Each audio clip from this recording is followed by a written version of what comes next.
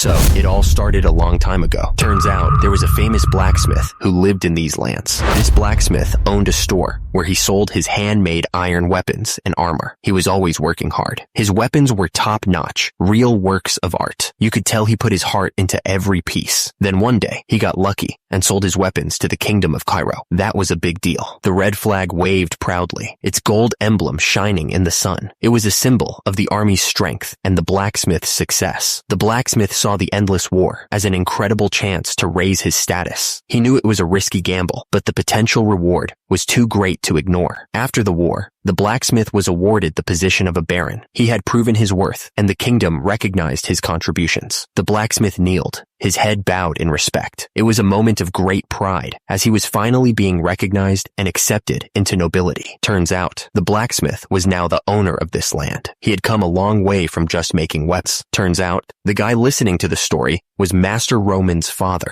Lord Romero Dimitri, the baron, looked forward, his expression unreadable. He seemed to be considering the story he was hearing. One of the men kneeling before Romero Dimitri seemed shocked. Oh my. So the Lord, Hans, standing behind the baron, looked confused. He wondered why Romero Dimitri was listening to a story everyone already knew. A few hours earlier, things had been very different. So he was about to ask something. He seemed confused by what he heard. Roman looked absolutely stunned as he asked if he was really the eldest son of the Dimitri family. He looked like he didn't believe it. Roman asked if this was the kingdom of Cairo, located on the Salamander continent. He also asked if the world he knew, Murim, didn't even exist. It was a lot to take in. Someone answered with a simple yes. The confirmation just made everything even weirder. Hans thought it was weird. Even though Roman wasn't the brightest, this was the first time Hans had seen him so out of it. Some people were hanging around Roman, who was still out of it. Meanwhile, Hans looked at him suspiciously, wondering if Roman was drugged. Someone mentioned that it was a popular thing for rich kids to do these days. It was just a rumor, but it made sense. Another person agreed, saying that it was possible. After all, Roman wasn't exactly known for being the sharpest tool in the shed. Hans spoke to Roman, reminding him that the lady of the Lawrence family, his fiancée, was coming to visit today. He hoped Roman was in a state to receive her. The person added that it was more than possible, given that Master Roman had been rotting away in his room for the past 25 years. Unlike his brothers, the guy had basically become a shut-in. Turns out, he was known as the moron of Dimitri, not exactly a compliment. The servant was saying that the lady of the Lawrence family valued elegance and manners, so preparing beforehand was important. But Roman interrupted, saying that something else was more important than that. Roman demanded that the servant take him to the eldest person of this land. He said the lady was less important than knowing how to live in this current world. Hans was completely confused. He wondered why someone who had lived his entire life here was saying such things, but he sighed, reminding himself that he had to fulfill his duty as a servant. Hans simply replied, "Understood, master." The man paused, wanting to make sure Roman was listening. It was time to reveal what he knew. The old man cleared his throat, ready to speak. He said that was all he knew.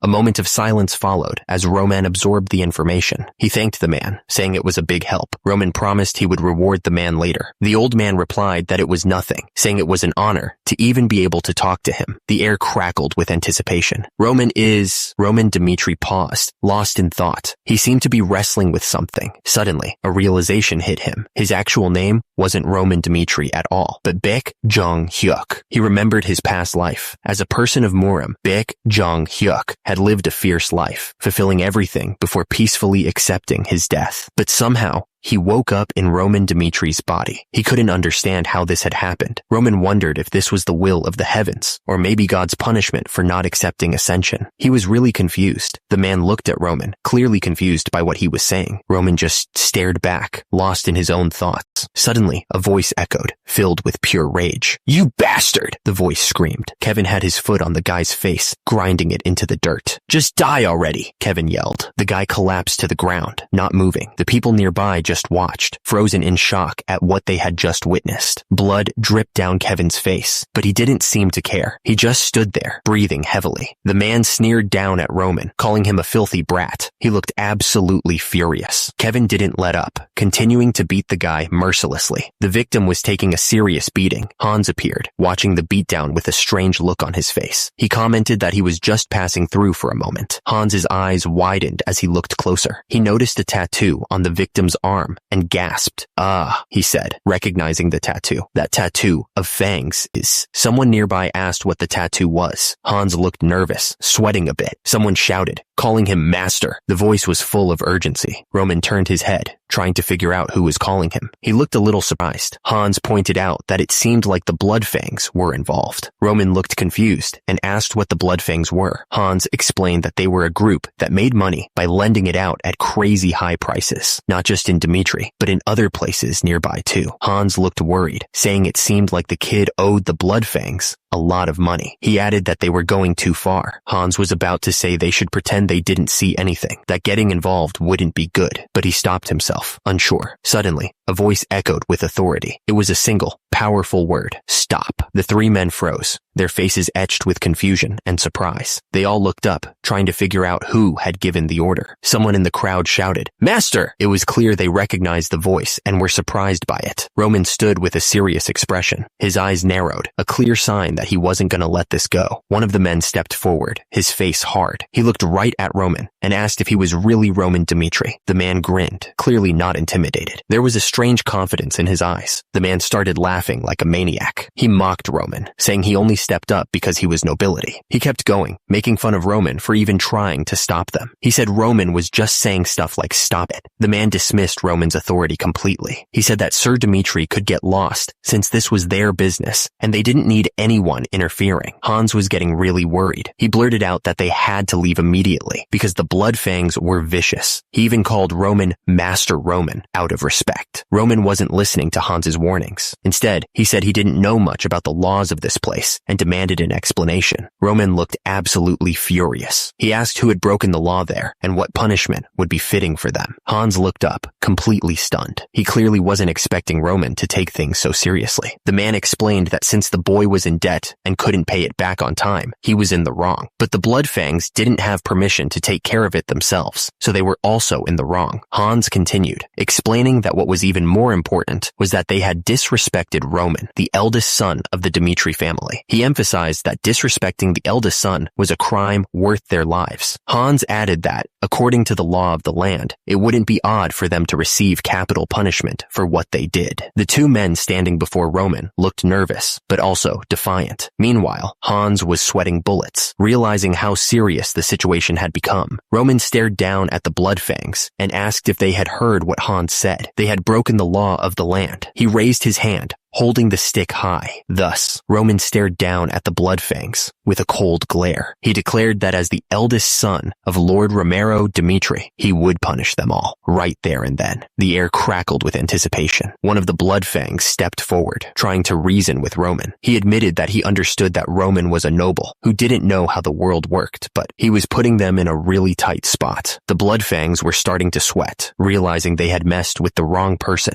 The Bloodfangs stood there, flexing their muscles and holding their weapons high. One of them pointed out that they had tattoos of fangs on their arms. Roman's face was calm, but his eyes flashed with anger. That proved it, he thought. The Bloodfang looked confused, not understanding what Roman was getting at. He asked what Roman was talking about. Roman took a step forward, his foot landing heavily on the ground. He declared that they were all just trash, especially since they dared to talk to the owner of the land like that. Roman shouted that he didn't need to know what they usually did. He was clearly not in the mood to hear their excuses. Roman didn't hesitate. He charged forward, ready to take on the whole gang. One of the Bloodfangs shouted for the others to attack. They weren't about to let Roman disrespect them like that. The Bloodfang member swung his knife, ready to cut Roman down. Roman blocked the attack with his arm, stopping the knife just before it could cut him. The Bloodfang member looked shocked, like he couldn't believe Roman had blocked his attack. Roman didn't hold back. He stabbed one of the Bloodfangs right in the neck, and blood sprayed everywhere. The Bloodfang member was in total shock. He stammered, not believing what had just happened. Roman started walking towards the others, the knife dripping blood. They were clearly scared now, not knowing what to expect. Suddenly, Hans yelled out, "Master!" Roman didn't wait. He charged, ready to take them all on. Roman was caught completely off guard. His face was covered in blood, and he looked like he couldn't believe what had just happened. The attacker swung the brutal knife, ready to strike again. At the same time, Hans stared in disbelief, his mouth hanging open. The attacker didn't let up. He kept hitting Roman, each strike landing with a sickening thud. The force of the blows sent shockwaves through the air. As a result, Han's eyes widened even more. It was unbelievable that this was happening. One of the attackers asked if he was really Master Roman. The fight was brutal, and Roman was covered in blood. He remembered what he first saw when he opened his eyes. It wasn't a pretty sight. Turns out, there was a will written by Roman, and multiple drugs scattered on the floor. It looked like a suicide attempt. He also recalled that the Kingdom of Cairo, which was always at war, chose a representative from each household and forced them to serve.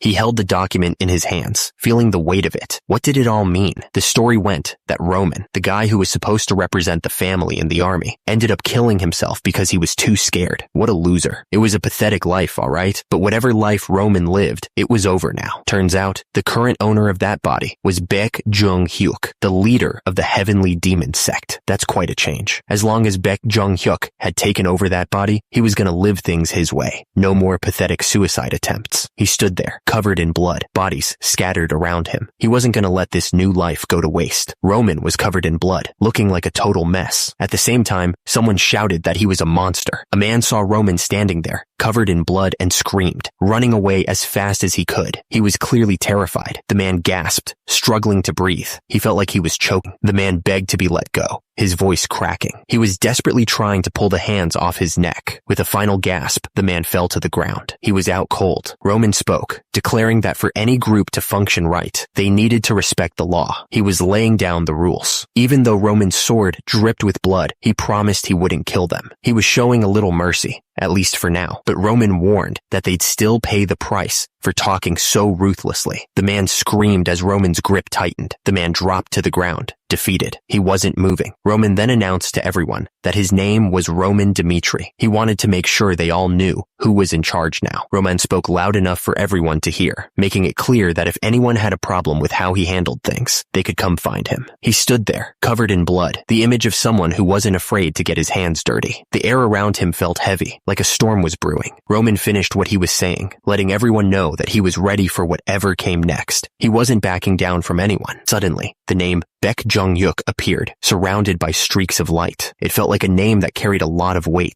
Turns out, Baek Jung-hyuk had climbed to the very top of Muram, and he did it with power that was just insane. The guy looked like he could blast you to bits with a single glare. His eyes glowed with power, and his white hair flowed around him like he was some kind of god. The thing is, hundreds and thousands of martial artists had tried to stand against him. They all thought they had a chance, but they all got massacred. Every single one of them. The ground was covered in bodies, a testament to his power. There was a time when their blood flowed so freely, it formed a river. It was a terrifying sight, to be honest. And because of that, the whole world knew that the Heavenly Demon sect was the real power in Muram. No one could deny it. But now, Roman stared at his hand, covered in blood. He looked annoyed. He thought to himself that he had to go back and forth multiple times just to take care of a few street rats. It was beneath him. Roman yelled for Hans. Hans, startled, responded immediately. Roman told him to call the guards, report what happened, and have them look into it. Hans, clearly surprised by Roman's sudden change in attitude, just said, "Oh, okay." Roman watched as one of the thugs tried to run away, but it was pointless. The street was covered in blood and bodies, a real mess. Roman stared at his brutal hand again, thinking to himself that this body was really useless. It didn't have much ki, and what little it had flowed horribly. Roman knew he had to hurry up and gather information. He also needed to go through skeletal modification as soon as possible. He muttered the word, "Master." Kevin stammered, thanking Roman for saving him. He then asked if Roman was the one who got beat up. He seemed confused. Roman looked down at Kevin, who was still trying to process everything. Roman made it clear that Kevin shouldn't get the wrong idea. He didn't do it to help him. Roman continued, saying that the Bloodfangs broke the law, and he just punished them for it. And Kevin wasn't an exception either. So he was going to have to explain himself without a single lie. The threat hung in the air, heavy and dark. If he wanted to keep his tongue, he better start talking. Kevin's face was a mess of bruises and cuts. He was clearly terrified, but he knew he had no choice. Kevin, his voice trembling, said he understood. He knew he had to tell Roman everything if he wanted to survive this. Kevin explained that his parents had borrowed money from Bloodfang to buy land for farming. He added that they would have easily been able to pay them back if they had sold their crops. Kevin's voice rose with anger as he spoke about those Bloodfangs. He was clearly about to lose it. Kevin explained that those Bloodfangs had destroyed all of their crops. He looked absolutely devastated. The ground was covered in broken corn stalks, and ruined vegetables. It was a scene of total destruction. He paused, then said he learned something later. It was clear he was about to reveal something important. Kevin's fist clenched as he revealed that those scumbags were after his younger sister. His knuckles were white with anger. Kevin screamed that it wasn't fair, that they never troubled anyone, even though they didn't have much. He begged Roman to save his little sister. He kept begging, tears streaming down his face. He was desperate for Roman to help. Roman stared back at Kevin, his expression unreadable. Kevin thought there was something different about his eyes. Kevin thought he was looking at the mad demon, one of the 4 heavenly kings. Roman's eyes seemed to pierce through him. Roman was thinking about it. He remembered meeting the mad demon in a rundown place, just like this. The memory seemed to stir something within him. Roman looked at the injured man and asked him what his name was. He needed to know who he was dealing with. The injured man, looking up at Roman, told him that his name was Kevin. He was hoping Roman would believe him. Roman told Kevin that he'd check if he was telling the truth later. He added that what happened today would be properly taken care of, one way or another. Kevin, tears still in his eyes, thanked Roman over and over. He was so grateful for the help. Roman closed his eyes, a strange feeling washing over him. It was just a feeling, but something told him this was the start of something big. The feeling grew stronger. Something told him that he might have a long relationship with Kevin. The carriage wheels crunched on the dirt road, carrying them further on their journey. The rhythmic sound filled the air. The driver looked back at the carriage and announced to Lady Flora that they would be at the land of the Dimitri family shortly. They were almost there. Lady Flora, gazing out the window, simply replied that she understood. The Dimitri family was about to get a whole lot more interesting. Someone was thinking about the future, planning to meet him soon. Lady Flora thought about Roman Dimitri. It all started a month ago. Someone was shocked by something. Turns out, someone had just learned about an arranged marriage with the Dimitri family, and they were not happy about it. Lady Flora pointed out that their land wasn't doing so well. To fix the disaster, there was apparently only one way.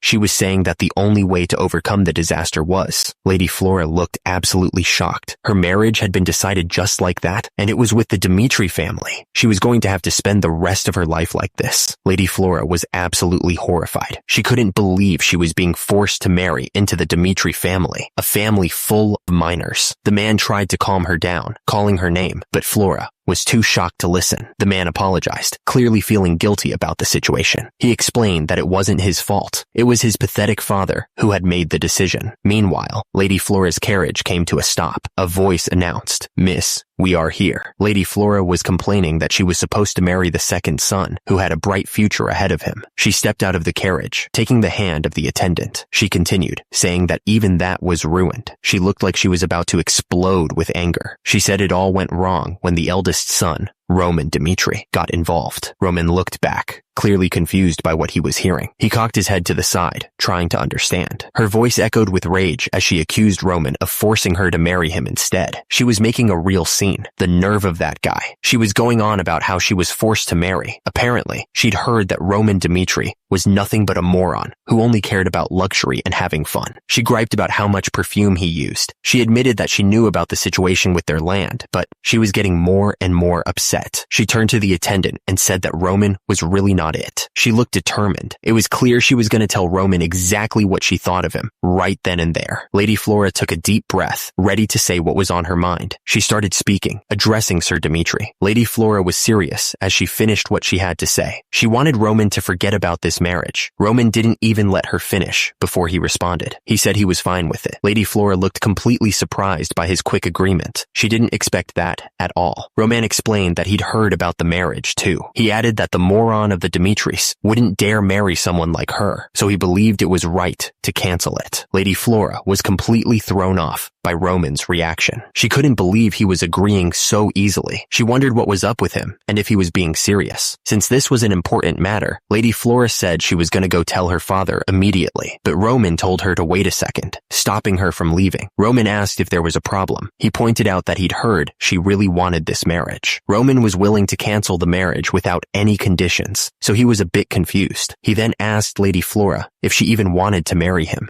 Lady Flora hesitated for a moment. She finally admitted that she didn't really want to. Roman figured they should just stop causing each other any more trouble. Roman continued, saying they both agreed to cancel the marriage, and that was all there was to it. He added that he'd be taking full responsibility for breaking the engagement. Roman figured that, since he was already called the moron of the Dimitris. Roman finished by saying it wasn't that big of a deal to also be called a divorced man. Lady Flora was thinking to herself, wondering what was up with Roman. She was completely baffled by his attitude. Roman turned and headed for the door, leaving Lady Flora standing there, speechless. The air in the room was thick with unspoken questions. The door swung shut behind him with a soft click. It was like the end of a chapter. Lady Flora was trying to make sense of what just happened. She wondered to herself if Roman was really the moron everyone said he was. The doors to the room slammed shut. The sound echoed in the hallway. A voice boomed from somewhere, yelling about what Roman had just said. The person sounded absolutely shocked that he would even think of canceling the marriage. The man in red robes was saying that he already told the lady of the Lawrence family. He had already informed her of Roman's decision. The man's face turned red, and he yelled that Roman was a stupid brat. He looked absolutely furious. He spat out the words, reminding Roman that everyone called him the moron of the Dimitris. The man, who I now realize must be Roman's father, Romero Dimitri, was ranting about how he tried to provide a good environment for him. He said that a marriage with the Lawrence family was the best way for the Dimitri family to gain a proper position as nobility. Romero Dimitri went on, saying all Roman had to do was get married to that pretty noble woman that he wanted, but he couldn't even do that. He was clearly disappointed. Roman offered his apologies. He didn't seem too sincere about it, though, and immediately, something came flying at him. It hit Roman square in the face. He looked like he was gonna cry. Romero Dimitri was yelling, asking if Roman thought an apology could fix what he'd done. He said that if everything had gone smoothly, he was planning to prevent Roman from being drafted. Now, Roman had to go to the battlefield in 6 months. He demanded to know if Roman had anything to say about it. Roman simply replied that he didn't. The man leaned in, a smirk playing on his lips. He said he'd heard Roman had some trouble with Bloodfang, but he didn't believe Roman could have handled them himself. Someone probably helped him, he said. Romero Dimitri leaned back in his chair, pointing a finger. The problem, he said, was that even he couldn't do anything about Bloodfang. And since Roman couldn't fulfill his duty as a son, he was now responsible for his own problems. Because of that, he wasn't going to give Roman any help. Romero Dimitri turned away, sneering. He figured Roman was probably going to start begging for mercy while crying. Meanwhile, Roman stood silently, listening to every word. Roman stood there, his expression unreadable as he stared at the closed door. He didn't seem fazed by the challenge at all. And then, Roman simply said he understood. He didn't argue. He didn't plead, just accepted it. Roman declared that he would deal with it himself. Roman continued, explaining that since it was caused by his actions, he believed he should be the one to take care of it. Roman told Romero he would come back after taking care of everything. But before Romero could respond, Roman turned to leave. Romero, looking surprised, suddenly told Roman to wait. But Roman didn't stop. He turned and walked out, the door clicking shut behind him. Roman wiped the blood from his face, trying to clean himself up. He didn't seem to care about the fight he had just been in. Suddenly, a voice echoed in the room, cutting through the silence. Someone was asking if he was actually insane. Roman paid no attention to the question and continued wiping the blood from his face. He looked completely unfazed. Lady Flora was standing there, looking at Roman with a mix of shock and disbelief. She asked him why he was still there. Lady Flora warned him that they were dealing with the Bloodfang, a group that even terrorized nobles. She was clearly worried about the situation. Lady Flora looked worried, warning Roman that if Bloodfang felt troubled, they would definitely retaliate. She asked him what he was planning to do without his family's help. She seemed genuinely concerned for his well-being. Lady Flora insisted that Roman should just go back and beg the Baron for mercy. She was clearly scared of what Bloodfang might do.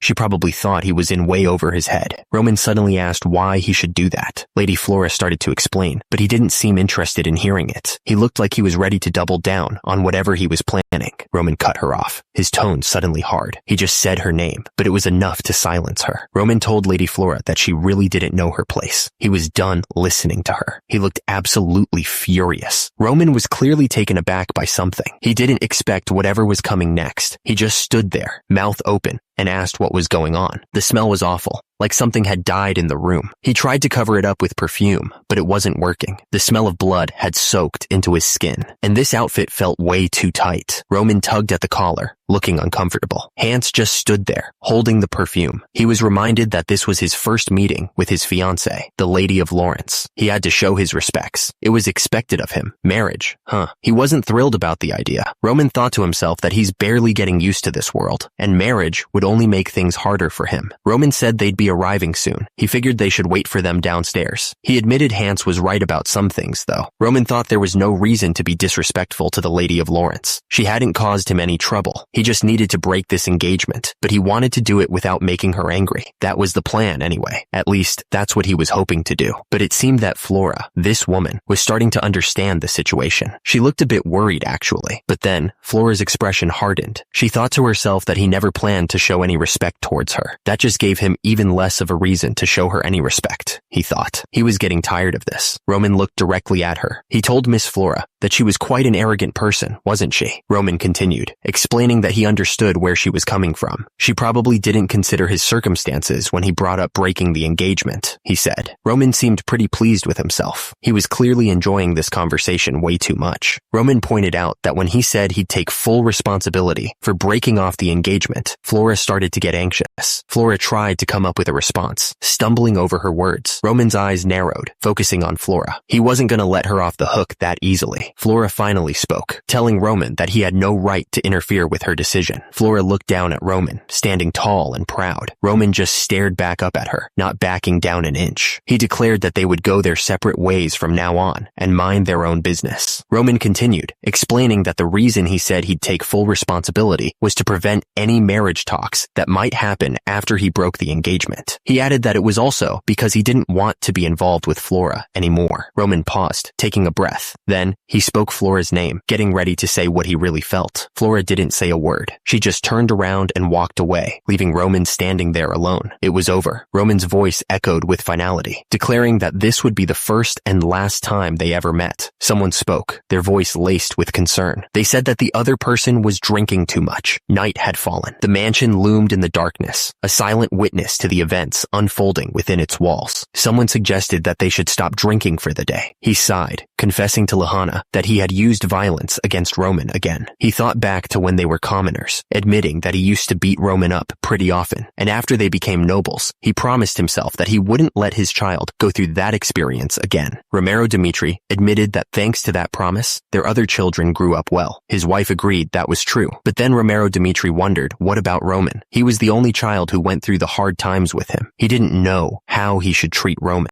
His wife told Romero Dimitri not to blame himself too much. She reminded him that they were the only ones who could correct their children's wrong behaviors. She added that the Romero Dimitri she knew wasn't someone who would let his own son stray off in the wrong direction. She insisted that he still had the chance to set things straight. The man wondered if they were talking about Bloodfang. He pointed out that Roman was a prideful kid. He figured Roman probably said he would take care of Bloodfang himself in the heat of the moment. But if they left him like this, who knew what would happen to him? The woman had an idea. She asked why he didn't get Captain Jonathan to help Roman. The man agreed that she was right. He immediately shouted, asking if anybody was there. A moment later, someone answered. He asked if he was called, Master. The man didn't waste any time. He ordered the servant to call Captain Jonathan immediately. Someone was calling out to the young master. The voice called again, this time using his name, Young Master Roman. Hans rushed up to Roman, looking worried. He said it was too dangerous for the young master to be outside like this. Hans reminded Roman that they didn't know when Bloodfang would return for revenge. He admitted that this whole situation was tiring him out. Hans suggested that they head back inside where it was safer. Roman turned to Hans and asked when he thought Bloodfang had gotten so strong. He really wanted to understand where their power came from. Hans admitted that he wasn't too sure about it. He really couldn't say for sure when they got so tough. Someone chimed in, explaining that Bloodfang had started gaining their bad name by mercilessly slaughtering their enemies. They were especially brutal against those who did bad things. The voice continued, stating that infamy gives birth to fear. It was a simple fact, but it carried a lot of weight. The voice concluded that fear increases efficiency in carrying out tasks. Basically, People work better when they're scared. Hans looked worried as he asked if Bloodfang wasn't still dangerous. Roman replied that they were, as long as... Roman finished his thought, saying they could only be a threat if they could make him afraid. The air outside was calm, with the sun shining on the buildings. The sign read, Atelier Restaurant. The restaurant was buzzing with quiet chatter as the server walked over to their table. The air smelled of spices and roasted meat, a welcome change from the tension of the last few days. The server placed the dishes on the table. There were sausages, grilled meats, and some kind of salad with a strange dressing. He announced that the food they ordered had arrived. Hans looked at the spread with wide eyes. Whoa, he exclaimed, clearly impressed by the amount of food. Roman suddenly stood up from the table. He told Hans he could stay here and eat, but he'd be heading out first. The sudden announcement made Hans blink. Hans looked up, completely confused. He asked Roman what he was talking about all of a sudden, not understanding why Roman would leave now. Roman turned to Hans, his expression serious. He told Hans that he would continue the investigation on his own from now on, and that Hans should stay here since it was too dangerous for him. Hans immediately shouted back, denying Roman's order. He wouldn't allow that. Hans stared at Roman, his face set with determination. He wasn't backing down. Hans insisted that even if he was in danger, he could never send Roman off by himself. He wouldn't allow it. Roman looked at Hans, a hint of concern in his eyes. He knew Hans was serious, but he didn't want to put him in harm's way. Roman stared intently at Hans, questioning if he was truly one of his men. Hans, looking a little surprised, quickly confirmed that he was, of course, one of Roman's loyal followers. Roman grabbed Hans's shoulder, telling him to do what he could to help, but not to sacrifice himself meaninglessly. He added that Hans had already done more than enough just by accompanying him this far. Roman declared that he'd be back soon, his voice filled with determination. Hans watched Roman leave, only able to mutter, "Young master." Hans was clearly touched by Roman's words. He admitted to himself that he never expected the young master would say such things to him. Suddenly, a group of people burst into the room, looking shocked and confused. One of them was even holding a rolling pin. "Oh right, what the hell? Now's not the time for this," one of them shouted. Someone realized they needed to warn others about something important. He thought to himself that he needed to let them know about this. Meanwhile, Roman was thinking about Bloodfang. He realized that if there was one thing he had learned about the Bloodfang these past few days, he considered that their strength wasn't really that formidable, but because they operated in small groups, it was very difficult to hunt them down. Roman figured the Bloodfang were probably acting passive because they were afraid of the consequences if they weren't able to kill him properly. It was just a feeling he had as he walked through the town. He knew they were an authority without a figure, a dangerous group to deal with. Roman realized that if he couldn't find them himself, he'd have to get them to come to him. He only needed to make them come to him. So, he strolled around in the streets with Hans on purpose, making sure they were seen. Roman walked down the street, a bad feeling growing in his gut. He figured that Bloodfang probably knew exactly where he was at this point. On top of that, Roman knew that today was the Dmitri Knight's regular training day. He couldn't shake the feeling that everything was happening at once. Because of that training, the amount of security on the streets had been greatly reduced. He realized that this was the exact moment Bloodfang would strike. That meant if they were planning to get revenge on him, now was the time. Roman could feel his blood pumping, and he knew he had to be ready. This was their perfect chance. Roman grinned, ready for whatever they had planned. Right then, Roman heard someone say his name, Roman Dmitri. Suddenly, a guy with a knife jumped out, screaming that this was the revenge of Bloodfang. Roman turned around to see another attacker, repeating that this was the revenge of Bloodfang. Someone shouted, calling for the captain. The captain's face turned serious when he heard the call. Someone shouted, calling for Captain Jonathan. The urgency in the voice was clear. Captain Jonathan was surprised to see Hans. He asked what had brought him here, but Hans was struggling to get the words out. "The young master is..." Captain Jonathan urged him to calm down and explain what was going on. He was worried about what the young master was up to. "The young master is..." "Captain, you have to..." Hans was gasping for air, his face pale. He was clearly terrified and exhausted. Hans finally managed to say that Captain Jonathan had to go find the young master right away. He looked like he was about to pass out from the stress. Suddenly, a voice boomed, warning that young Master Roman was in danger. The urgency in the shout was impossible to ignore. Without warning, a man shouted "Cur" as he stabbed someone with a knife. The sound of the blade sinking in was sickening. His eyes wide with shock, the victim started to say, "This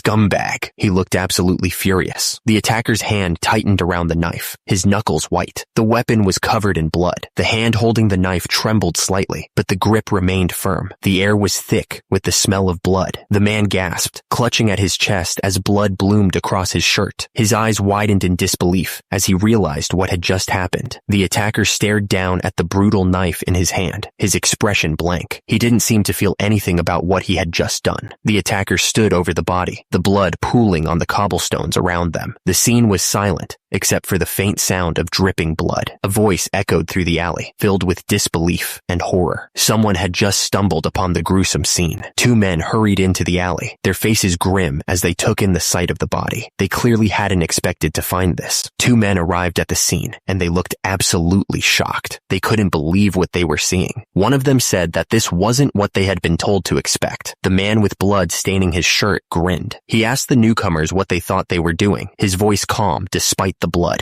He taunted them, inviting them to come and get him. He was clearly confident, despite his injuries. He held up the brutal knife, a wide smile spreading across his face. He looked like he was enjoying every second of this. So, Hans, what you're saying is, Hans explained that young Master Roman had gone out to the city without a single guard, so he figured Roman must have gone to fight with Bloodfang. He was sure that was exactly it. The two guards looked at each other, unsure what to make of this. They were clearly trying to figure out if Hans was right. One of the guards burst out laughing. He said that made absolutely no sense. He asked how young Master Roman, the weakest of the weak, could possibly go and fight. Hans insisted that he wasn't lying. Why would he make something like that up? The man in armor said they didn't have time to stand around doing nothing. They needed to move. The system flashed a warning. There was trouble between Roman and Bloodfang. One of the men asked for help to solve Roman's problem. The other man agreed, since the Lord had asked for it as well. The man in armor said this was a pain. He wondered why Roman was running around when he didn't even know how to use a weapon. The soldiers all looked grim. They heard the order to get their weapons ready right away. The soldiers demanded that Hans take them to Roman right now. Hans replied that as long as they were there, no one would dare touch Master Dmitri. The man looked serious, thinking about what Hans had told them. He hoped it was all true. The man couldn't believe what he was hearing. That moron really did it this time. The soldiers came across a gruesome sight. A man lying on the ground, stabbed in the chest. He barely managed to gasp out a weak, "What's this?" Someone demanded to know what was going on. Hans and the attacker locked eyes, both looking absolutely furious. Meanwhile, Roman stood there with a sinister smile, blood dripping from his knife. Hans screamed at the attacker, calling him a total bastard. The attacker yelled that he was going to kill Roman right there. The attacker raised his knife, ready to strike. Roman stood his ground, waiting for the blow to fall. Roman's eyes narrowed, focusing all his attention on the attacker. He wasn't going to let this guy get away with it. There was a wet, tearing sound as Roman's knife found its mark. A strangled cry escaped the attacker's lips. Hans looked absolutely furious, his face red with anger. He screamed at the attacker, calling him a total bastard. Roman stood over the attacker, who was now collapsed on the ground, clutching his wound. Roman stared down at him with cold eyes. The attacker jumped, knife raised high, ready to finish the job. He was putting everything he had into this one last strike. The knife plunged into the victim with a sickening crack sound. It was over. Roman stood over the fallen bodies, his expression grim. He asked if it was just the three of them. The last attacker, clearly terrified, tried to threaten Roman, saying that he wouldn't be safe if he killed them. Roman scoffed, pointing out that he'd already taken out 2 of his buddies. He asked if the guy was just saying whatever he could to save his skin. Roman held up his battered knife, his eyes cold. He warned the attacker to answer his questions wisely, or else the knife went right through the man's hand, pinning him to the ground. He screamed in pain, his face contorted in agony. Roman stared down at the attacker. He looked absolutely furious and ready to end this. Roman demanded to know who was in charge. He wanted to know who had sent these losers after him. Meanwhile, 3 men walked down the street. They were heading towards a building, carrying sacks. Inside a local bar, people were drinking and laughing. The place was packed and full of noise. The bartender was talking to someone when he suddenly stopped. He looked at something with confusion and said, "So then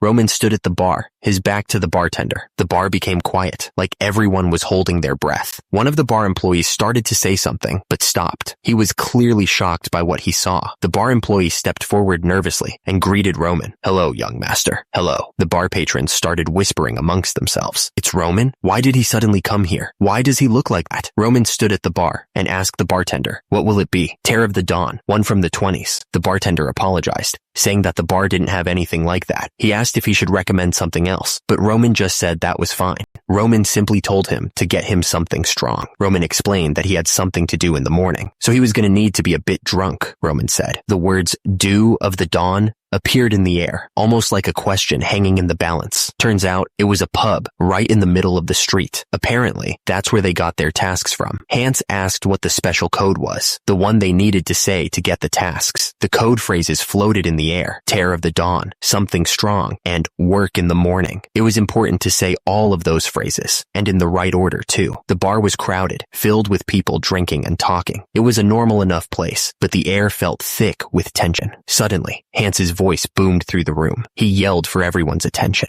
At that moment, someone pulled out a knife. The blade gleamed under the dim light, ready to strike. The attacker screamed, "Attack!" and lunged forward. The knife came down fast, aimed right at someone's face. Everyone in the bar started yelling at once. They looked absolutely shocked by what was happening. The attacker plunged the knife deep into the victim's chest. The poor guy slumped onto the bar, blood spreading across his shirt. Someone shouted, calling the attacker, "That bastard!" The tension in the room was getting worse. The crowd erupted, yelling for the attacker to be killed. The bar was turning into a chaotic mess. Others screamed for the guards, hoping someone would come and stop the violence. The sound of panic filled the air. People started running out of the bar, trying to escape the chaos. They were shouting to call the guards as they fled. The attacker's fist slammed into the other man's face with brutal force. At the same time, another attacker grabbed Roman by the throat, trying to choke the life out of him. Roman stood tall, surrounded by the bodies of his attackers. The onlookers were stunned, trying to figure out what had just happened. One of them stammered, wondering what was going on. One of the men watching couldn't believe his eyes. He exclaimed that Roman had taken down 3 of them instantly. He wondered if this was really Roman, because he was way different from what they'd heard. The system explained that the greatest technique in Murim could increase one's strength by simply breathing. The system continued, stating that in a short period of time, the heavenly demon was able to improve Roman's body through martial arts. Roman collapsed to the ground, exhausted. Someone watching the fight thought that Roman was nowhere near his old self. Another one of the attackers realized that Roman was all alone. The attackers closed in on Roman, knives in hand. They yelled that they would beat him with numbers.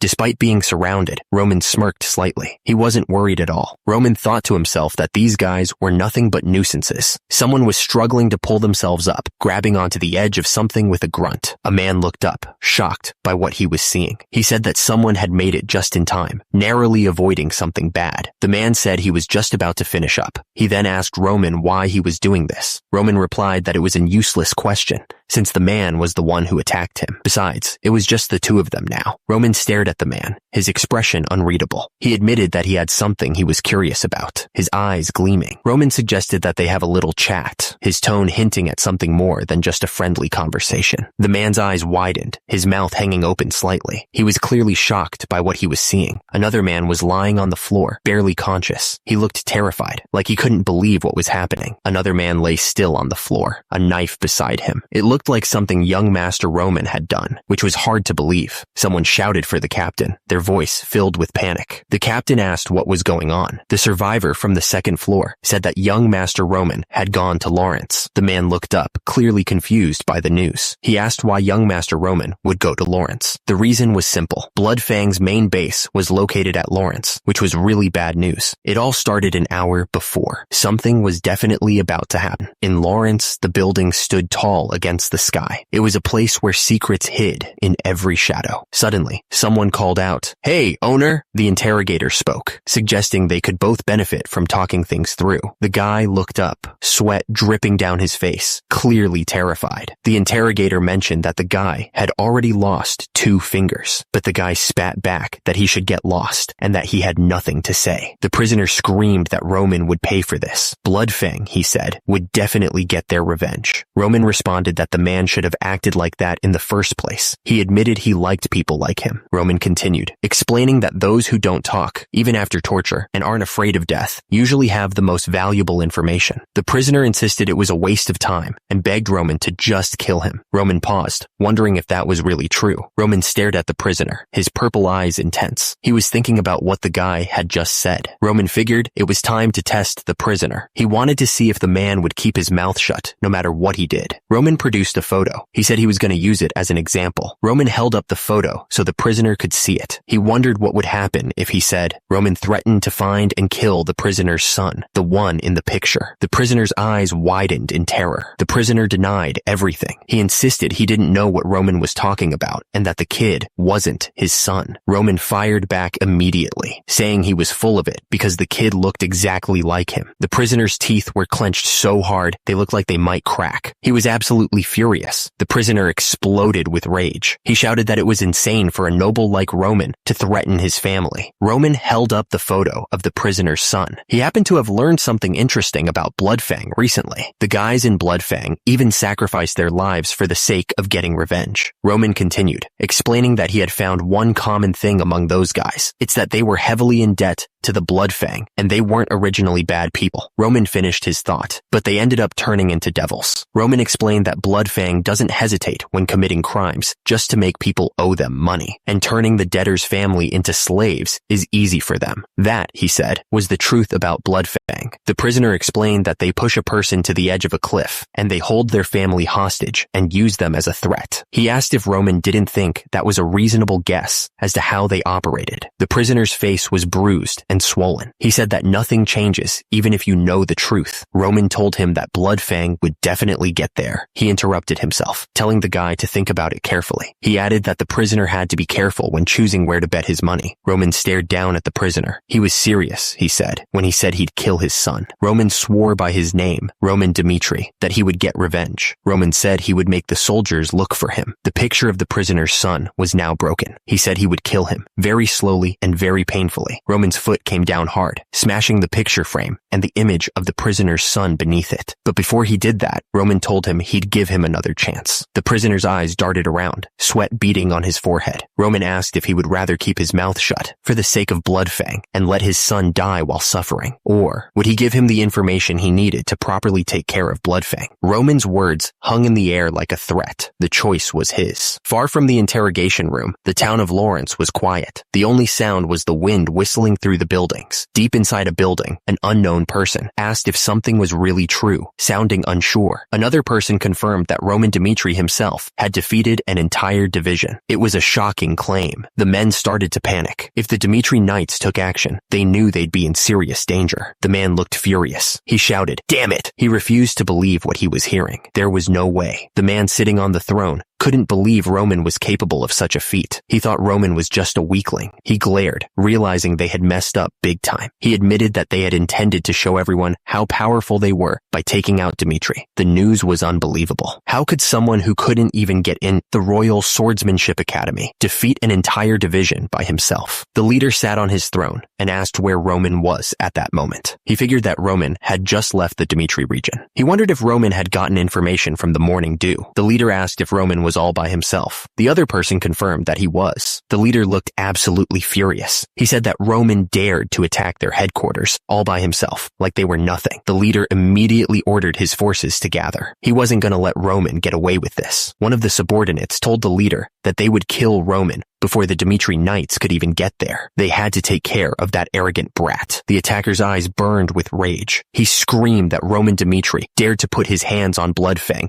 and he would kill him without mercy, hanging his body in the central plaza for all to see. He continued that the infamy of the Bloodfang would be revived. He looked absolutely insane. Meanwhile, far away from the conflict, the Lawrence family's estate stood tall. It was quiet there. Inside the estate, someone was reading a secret message. They wondered what the Barco family was up to and thought they had made their decision. At the same time, others were gathered around a table. They had heard a rumor that the Barcos took out a large sum of loans from the gold bank, and the only reason they would need that much was to prepare for a war. It was only a matter of time until the war happened, so they had to gather their forces faster than the Barcos. The man sat there, quietly thinking. He seemed to be in deep thought, carefully considering his next move. The man sighed, realizing that things had gone too far. He said that he guessed a war was inevitable, never thinking something like this would happen when he received the document from the Barcos. The man with the glasses said that he never thought the central government would take the side of the Barcos. The other man replied that at this rate, they would end up giving up their territory to the Barcos. The man slammed his fist on the table, looking furious. He shouted that they had to keep their territory at all costs. The Lawrence family believed they were only alive thanks to the fertile soil. It was everything to them. They were saying there was a document that proved their ancestors had been in debt to the Barcos, using their territory as collateral. But one of them shouted back, saying there was no way something like that was true. But even the central government probably did something behind their backs. One of the men asked them to please just leave it at that. The atmosphere in the room was tense, as everyone waited to see what would happen next.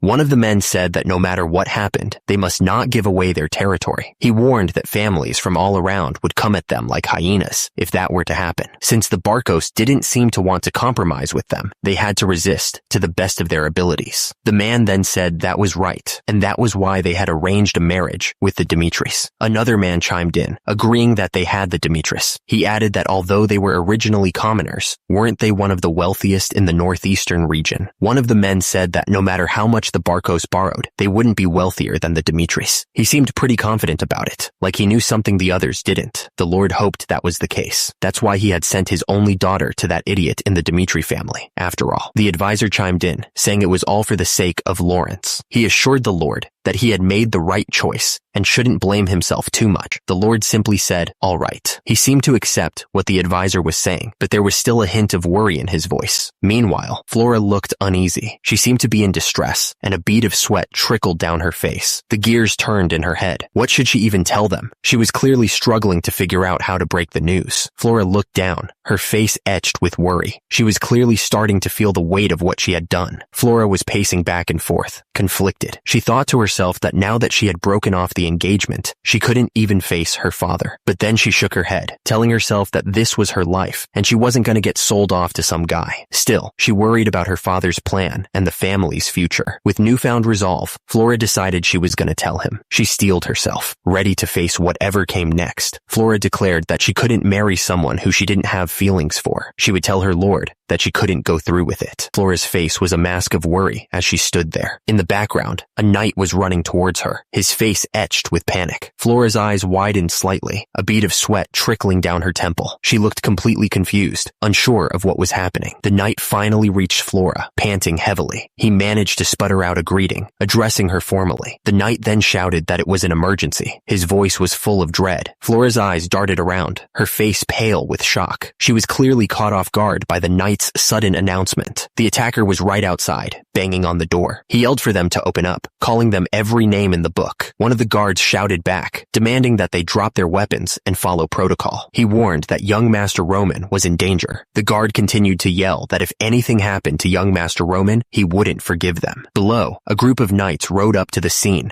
ready for a fight. Another guard ran up, shouting to his captain that there was big trouble. He looked completely panicked. The captain asked if it was true, and the guard confirmed that the Lawrence Plaza was a total mess right now. Things were going from bad to worse. Kevin looked absolutely shocked, like he had just realized something terrible. He stammered, not wanting to believe what was happening. The attacker didn't care about their warnings. He shouted that he was going to break down the door, calling them scumbags. The streets were quiet, and the sky was clear above Lawrence. But that peace wasn't going to last for long. People were screaming, asking what the hell was going on, and immediately they looked down and saw a pair of brutal legs hanging from above. The victim looked up, his face covered in blood. He begged for mercy, but it was probably too late. The victim begged the attacker to spare his life, pleading with him, but the attacker didn't seem to care at all, holding him tightly by the hair. It was simple, they thought. Someone was walking up the steps, ready to attack. The attacker thought that the opponent was a moron noble. They were waiting outside the door, ready to strike. Just one person. It wasn't even work, they thought. They were looking at the building, thinking it was going to be easy. They had multiple armed men. The attackers stood together, confident in their numbers. There was no way they could have lost. No. It was impossible, the attacker thought, looking determined. The attacker was starting to realize something wasn't right. It should have been easy. The man's eyes widened in disbelief, his face pale with shock. He was clearly not expecting this.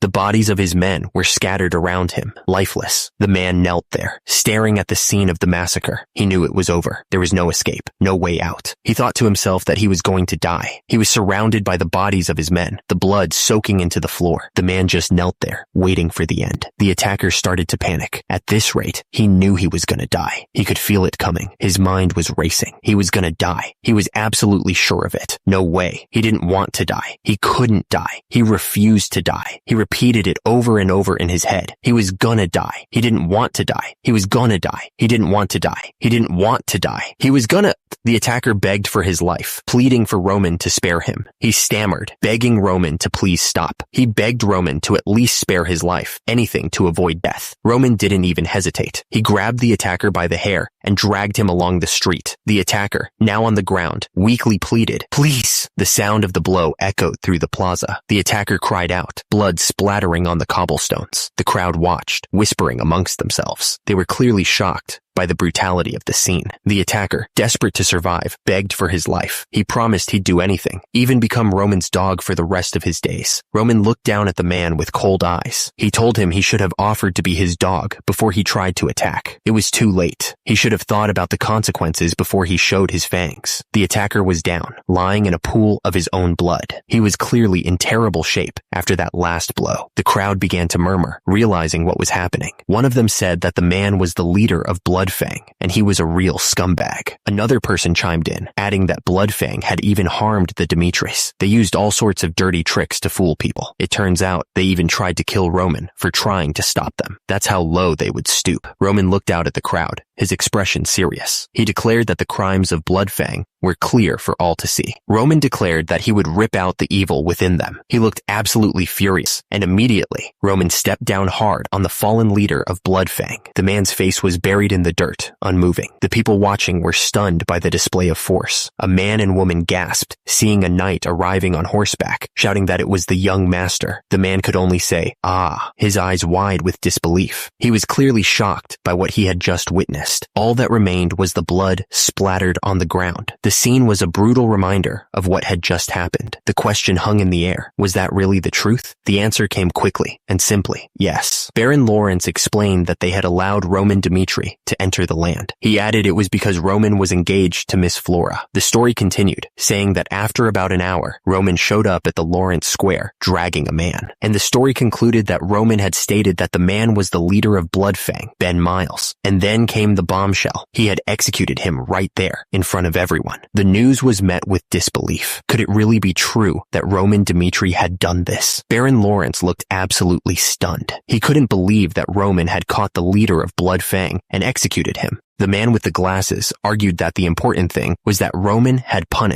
murdered someone without the Lord's permission. It was a matter that couldn't be ignored. Baron Lawrence cut him off, saying that permission and the timing of it all wasn't what truly mattered. The question hung in the air, thick with disbelief. Had the person who was supposed to marry his daughter really taken care of Bloodfang? Baron Lawrence didn't waste a second. He ordered them to summon Roman Dimitri immediately. Baron Lawrence made it clear he wanted to hear about it from Roman himself. The sound of boots echoed through the halls, getting closer and closer. And then, the door swung open, revealing the person who had been summoned. 3 figures approached, their footsteps echoing in the hall. Leading the way was a man in a simple white shirt, flanked by 2 knights. Captain Jonathan was surprised. It turned out that the Dimitri Knights were involved in the events at Lawrence Plaza. Roman Dimitri stepped forward, greeting Baron Lawrence with a polite nod. Baron Lawrence didn't waste any time with pleasantries. He demanded that Roman get to the point and explain why he came all the way to Lawrence to commit such a violent act. Roman explained that it all started a few days ago. Bloodfang was assaulting an innocent citizen, so he executed them right then and there. And Flora watched the closed door, wondering what was happening behind it. Suddenly, a man called out to Flora, trying to get her attention. "Hey, over here, lady." He asked if the person she brought with her was Roman Dimitri. He demanded to know why Roman was here and why he had gone into his father's office. Flora looked concerned. It seemed like she didn't know what was going on. Someone asked what he was talking about. The question hung in the air, unanswered. Roman explained that he couldn't just leave them alone. So, he went to their main base and killed their leader. Roman said that was the summary of the whole thing. He looked around the table, waiting for a response. Baron Lawrence spoke up, looking mad. He pointed out that Roman didn't have the authority to execute someone in Lawrence. Roman admitted that he knew he was stepping out of line, but he was skeptical if Lawrence would really take care of Bloodfang. Baron Lawrence explained that the leader of Bloodfang wasn't some mysterious figure. The guy was actually pretty popular in Lawrence, known for his crimes, and always getting bailed out. Roman said that's why he took care of him himself this time. He wasn't going to wait around for something to happen. Roman stated bluntly that he didn't trust the Lawrences. He had to do what he thought was right. Baron Lawrence looked absolutely furious. He shouted, asking Roman how he dared say such a thing. Someone yelled out, calling for the young master. It was probably one of the guards, I figured. Roman wiped his face with a handkerchief, looking a bit annoyed. He said he was honestly a bit disappointed that he didn't get any praise. He had to get blood on his hands, because Lawrence was ignoring the problem after all. He paused for a moment before continuing. He wanted to ask Baron Lawrence something. Roman wanted to know if he had really done something wrong. Roman stared at Baron Lawrence. He asked if he knew about Ben Miles. He knew the guy was a criminal, but he didn't realize he was the leader of Bloodfang. At the same time, Lawrence looked nervous. Baron Lawrence said that they wouldn't discuss the case any longer. He added that the situation wouldn't have happened in the first place if he had taken better care of things. Baron Lawrence told Roman that he would reward him later. He then told him that he could leave for now and asked if he understood. The door creaked as it closed, leaving a heavy silence in the room. Back in the meeting room, Baron Lawrence and another man sat at a long table. The atmosphere was tense. One of the subordinates approached Baron Lawrence, looking nervous. Then he started laughing like a maniac, saying, "My lord?" Baron Lawrence was surprised by Roman's power. He realized that Roman Dmitri had truly gotten him. The subordinate told Baron Lawrence that they still couldn't let things slip like this, but the Baron brushed it off, saying that of course they could, since Roman was going to be Flora's husband. He added that you needed insides like those to make great accomplishments. The Baron didn't want to hear it. He couldn't believe that Roman was fit for Flora. He said he was very happy and told them to bring him Flora immediately. He wanted to tell Flora all about it. Away from the building, the sun was setting over a peaceful landscape. The sound of hooves echoed on the stone road. It was the sound of soldiers arriving. One of the men riding with Roman was worried. He asked Roman if he really had to taunt the Baron. He said that they may have gotten away with it, but what if the Baron got angry? Roman replied that the Lawrence family wasn't taking responsibility for what happened. He added that all he did was show them that it was because of their carelessness. The man continued, saying that it looked like the Baron didn't know about the cancellation. He figured the Baron wasn't going to punish his daughter's fiancé. He said the Baron had it all planned out. The man wondered just what had happened. He thought about the person who was in front of him.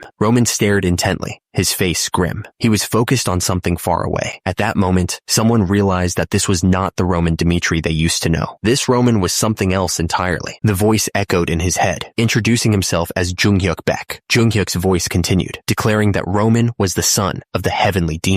Roman stared up in disbelief, hearing those words. He continued, questioning if Roman really had what it took to take his place. Junghyuk demanded that Roman prove himself worthy. Starting from the very bottom, he had to survive the trials ahead. At the same time, high above, Junghyuk showed no emotion. He was completely detached. The voice continued, saying that his death meant nothing. Even if all 12 of his children died, he could just make more. Junghyuk's voice echoed in Roman's mind, telling him to remember. Junghyuk continued, emphasizing that the only way to prove himself worthy was to reign over all. Roman found himself kneeling in a dark cave, surrounded by people he didn't recognize. He didn't know what was going to happen next, but he knew it wouldn't be good. Suddenly, Roman was struck hard, blood splattering as he fell to the ground. He hadn't even seen the attack coming. The tormentor stood over Roman, laughing. He said he thought Roman would have something special because he was the son of the heavenly demon, but it turned out he was nothing more than an arrogant little brat. The tormentor loomed over Roman, who was struggling to get up. The air crackled with tension as Roman glared back, anger burning in his eyes. The tormentor didn't waste any time. He punched Roman right in the face, the force of the blow sending Roman's head snapping back. Two observers watched the beating. One of them muttered that Roman was a dumbass. The tormentor continued to beat Roman, not letting up for a second. He thought back to his childhood, to a time when most people were protected by their parents. The tormentor's fist came crashing down. The force of the blow was enough to make anyone's head spin. Roman's head sapped to the side from the impact. He could taste blood, and his vision swam. He was getting beat up pretty bad. He was thrown away in a world where only the strongest reigns. That was the reality of things. Back at the Dmitri estate, the mansion stood tall against the night sky. The place looked peaceful enough. Inside, water splashed in a luxurious bathtub. It was a stark contrast to the beating Roman was taking. Roman let out as he sank deeper into the steaming water. The hot water was nice, but he still felt like something was weighing him down. Roman closed his eyes, feeling the exhaustion creep in. He figured he was getting tired more easily in this new body of his. Roman lay back in the tub, thinking about everything that had happened since he woke up in this world. He had been through a lot, that was for sure. Roman's eyes snapped open, a glint of determination in them. He knew he had to keep moving forward, no matter what. He thought about it and realized most of what he'd been through lately had to do with Bloodfang. To wipe them out, he had to destroy everything in his way. Roman sat in the hot water, thinking about what he had done. He told himself he had no regrets and that he hadn't changed as a person. Roman continued, thinking about how he would slice and torture anyone who got in his way. He would use any means to get rid of those who directed killing intent towards him. That was the life he'd led up until now, Roman thought. He had always been this way. Nothing changes just because he'd become Roman, he thought. He was still the same person inside, but Roman knew it might be dangerous to go out like he did last time. He still hadn't completely figured out how this world worked, and his strength had definitely diminished compared to back then. Roman lay back, thinking about what he should do next. He figured he should think carefully about his next move, since he was now the young master. But just then, someone told him the Lord was calling for him. Roman said he understood, and that he would be there soon. With that, he got out of the bath and headed for the door. He knocked on the door to announce his presence. Inside, one of the men wondered if Roman had really done something. The other man agreed, saying he'd noticed that young Master Roman had changed a lot. In his office, Jonathan sat at his desk, thinking to himself. The other man in the room agreed that Roman had definitely changed, and that he wasn't the same person they used to know. Jonathan continued, saying that Roman was his sore thumb. He was the only one of his sons who didn't have anything impressive about him. Jonathan added that Roman was also the only child that went through the times when he was a commoner. He paused, lost in thought. Suddenly, a voice called out, "Dad." Jonathan held out his hand, offering Roman a piece of candy. Jonathan looked surprised. He didn't expect to see a piece of candy. "What is this?" "Candy." Jonathan looked down at the child. He asked why he had come all the way here just to give him this. He told him to stay away from here since it was dangerous. The child smiled innocently. He explained that Jonathan worked all day, Dad. The child held out the candy. He told Jonathan that was why he wanted to give him a candy. The child looked up at Jonathan with hopeful eyes. He told him to eat that and finish his work quickly so he could come back home.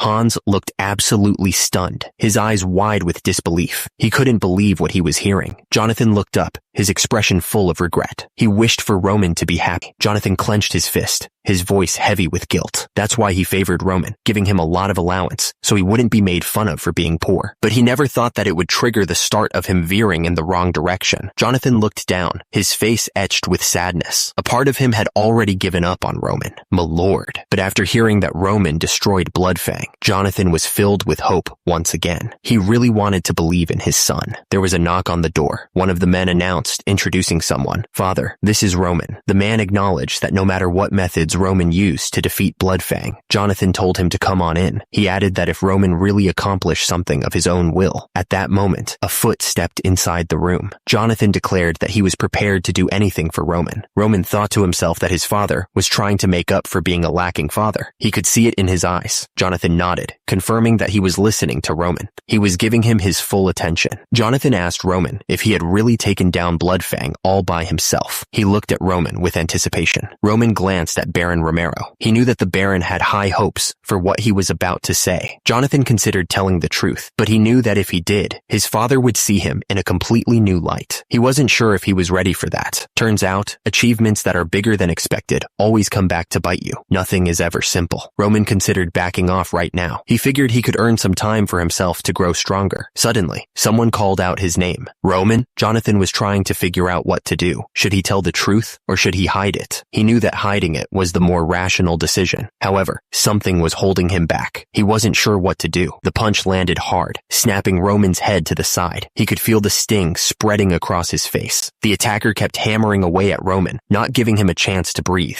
He shouted, asking if that was all Roman had, and told him to keep messing with him. Roman was getting pummeled, taking hit after hit. At the same time, someone reached for a rock, grabbing it with a desperate grip. Another punch slammed into Roman's face, sending shockwaves through his body. He was starting to feel dizzy. Roman managed to grab the attacker's arm, stopping the next punch just inches from his face. He started to say something, but was cut off. The attacker's fist was covered in blood, his eyes glowing red with rage. The ground was painted with crimson. The force of the punch sent the victim flying backwards. He crashed to the ground, landing hard. Desperate, someone grabbed a rock. It was quickly covered in blood. The group of onlookers gasped, terrified by the violence they were witnessing. Roman lay there, barely conscious, as memories flashed through his mind. He remembered that during his childhood, while most kids were protected by their parents, he wasn't. He remembered being tossed aside, alone in a world where only the strongest survived. Roman told his men that if anyone asked who killed their boss, they should tell them that he was someone who once ruled over a similar world. Roman's eyes glowed as he declared that he was the one who crushed their leader's skull. He would show them his superiority. Roman smirked, his eyes gleaming with a strange light. He admitted he was the heavenly demon. His words echoed with absolute confidence. Roman knew he couldn't hide his superiority, even if he wanted to. The castle stood tall against the bright sky. It looked peaceful. Suddenly, the sound of wood cracking echoed through the air. A wooden plank had just been completely destroyed. The sounds of clashing wood filled the training grounds. People were practicing their swordsmanship, their wooden swords meeting with dull thuds. Suddenly, a loud voice boomed across the training grounds. Someone ordered everyone to stop what they were doing. A heavy boot stepped forward, breaking the silence. Everyone waited to see who it was. Suddenly, a voice shouted, ordering everyone to pay their respects to the Lord. Everyone turned their heads, waiting for the arrival of someone important. The anticipation was thick in the air.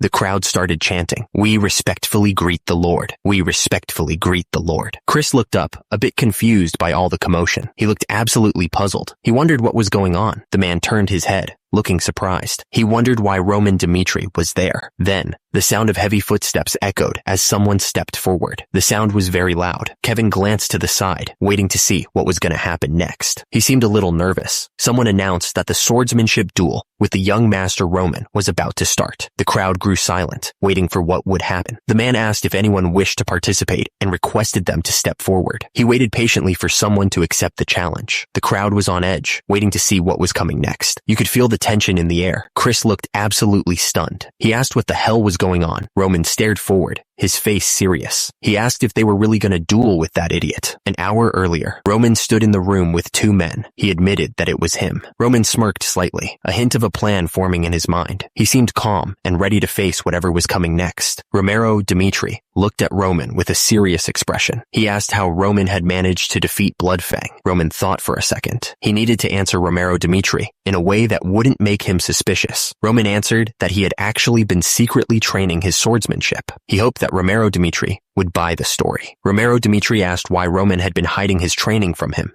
saying he would have supported him if he'd known. Roman replied that he'd spent too long wandering around on his own and needed to stop being pampered. Roman continued, explaining that he wanted to prove that even he, the so-called idiot of the Dmitri family, could achieve something independently. But he admitted that even so, there was no way he could have taught himself swordsmanship to the point where he could face Bloodfang all alone. Roman explained that Bloodfang was an organization built on illegal loans, threats, and backroom deals. He figured that if he took out their leader, the whole group would fall apart. So, he admitted, he'd baited out Ben Miles, their leader, with fake information and then hid him away. The other man was shocked. He asked if Roman had really baited out the leader of Bloodfang. Romero Dmitri looked concerned. He pointed out that Bloodfang always went after the weaker nobles who couldn't defend themselves. Roman replied that that was exactly why he had used himself as bait. Romero Dmitri was clearly upset. He exclaimed that what Roman had done was way too dangerous. Romero Dmitri continued, explaining that if Bloodfang really wanted revenge, Romero Dmitri stressed that they could have just ignored their leader and killed Roman instead. However, Roman interrupted, explaining that he was sure that a group held together by threats and pressure wouldn't risk their lives to save their leader when they had a chance to regain their freedom. Roman concluded, stating that that's exactly what had happened. Roman stood in the room with Romero Dmitri and Hans. The air felt heavy, like they were about to discuss something important. Romero Dmitri was thinking about Roman's plan. He thought to himself that it took careful decision-making, planning, and the courage to carry it out. Romero Dmitri continued to think about what Roman had done. He was impressed and thought that impressive was an understatement for what was accomplished. He couldn't believe Roman was the one who had done all that. It was hard to imagine the fool of the Dmitri family could have pulled it off. Romero Dmitri looked at Roman. He asked if he could ask him one favor and told him to please go ahead. Suddenly, a voice echoed through the room. room, declaring that he wanted to see Roman's swordsmanship with his own eyes. Romero Dimitri stepped forward, admitting that he wanted to see just how much his son had changed. The voice sounded again, almost desperate, saying he was dying to see just how much Roman had changed. Romero Dimitri looked absolutely shocked by something. He was sweating a bit too. Then the voice spoke again, asking if there were no volunteers. The men standing nearby looked down, avoiding eye contact. Chris was saying that, of course, no one wanted to volunteer. They wouldn't gain anything if they won.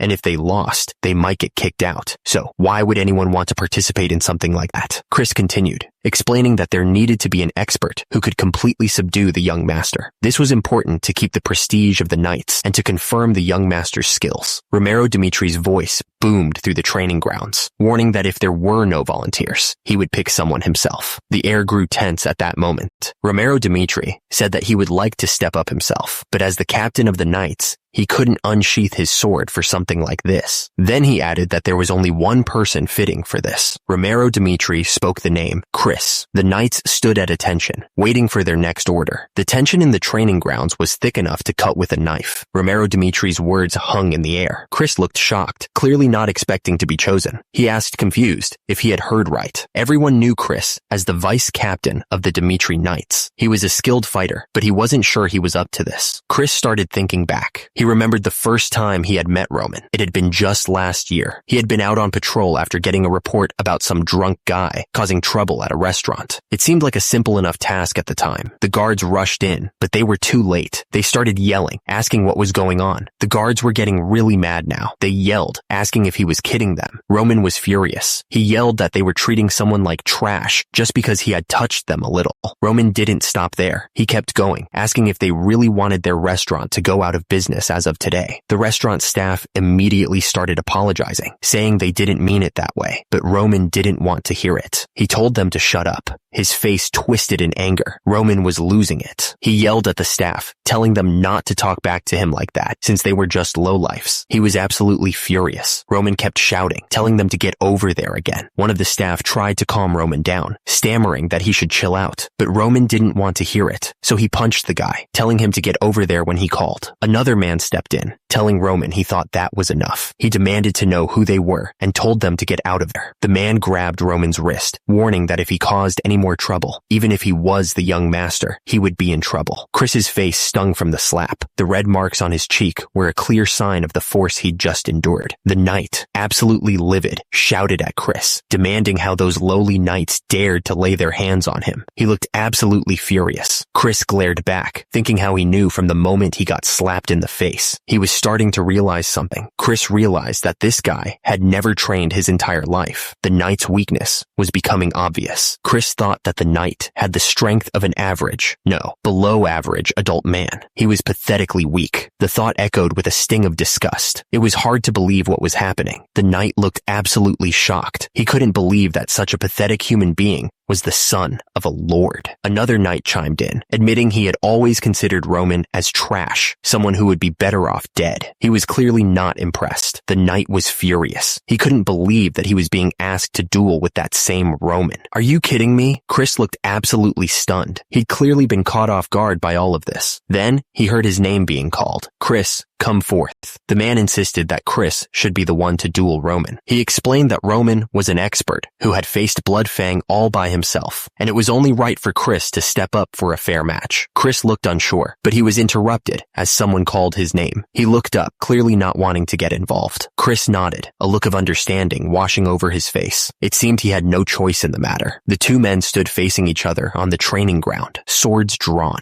The air crackled with tension as the crowd watched in anticipation. Chris's face was set with determination. His green eyes narrowed in concentration. At the same time, Roman stared back, his expression unreadable. Just as the duel was about to begin, Kevin stepped forward. He asked both sides to hold on for a moment, stopping them in their tracks. Kevin paused, letting the tension build. He announced that he had one request to make before the duel could proceed. Chris stepped forward, his expression serious. He replied that he had been taught to treat any duel as a real battle, especially when swords were involved. Chris continued, warning that no matter who his opponent was, he didn't plan on showing them any mercy. He looked absolutely determined. Chris then revealed his request. If they accepted it, he would gladly take up the honor of dueling against the young master. He added that there was no way that idiot had defeated Bloodfang himself. One of the men declared that he was going to teach the other a lesson now that he had the chance. He seemed pretty confident. Meanwhile, Romero Dimitri was having a serious conversation with another man. It was hard to tell what they were talking about, but it didn't seem friendly. Romero Dimitri stood with his arms crossed, watching whatever was happening. He looked like he was thinking hard about something. Then, a sinister smile spread across someone's face. It was the kind of smile that made you think something bad was about to happen. Chris looked absolutely furious. He shouted, asking if the other guy was laughing at him. He looked ready to explode. The force of the blow had left a strange, patterned mark on his face. It looked like the skin itself had been rearranged. Someone commented that it seemed like the young master had accepted the challenge. The air was thick with anticipation. The man with the red beard yelled that both sides should prepare themselves. He looked serious, like he was about to start something big. Someone shouted for everyone to get ready. At the same time, the sound of boots echoed on the stone floor as people shifted into position. The boots were planted firmly on the ground, ready for action. The tension was building. You could practically feel it in the air. Chris looked up at Roman, his expression a mix of worry and doubt, but the young master just smiled back, completely at ease. Chris's eyes narrowed, like he was trying to figure something out. He clearly didn't like what he was seeing.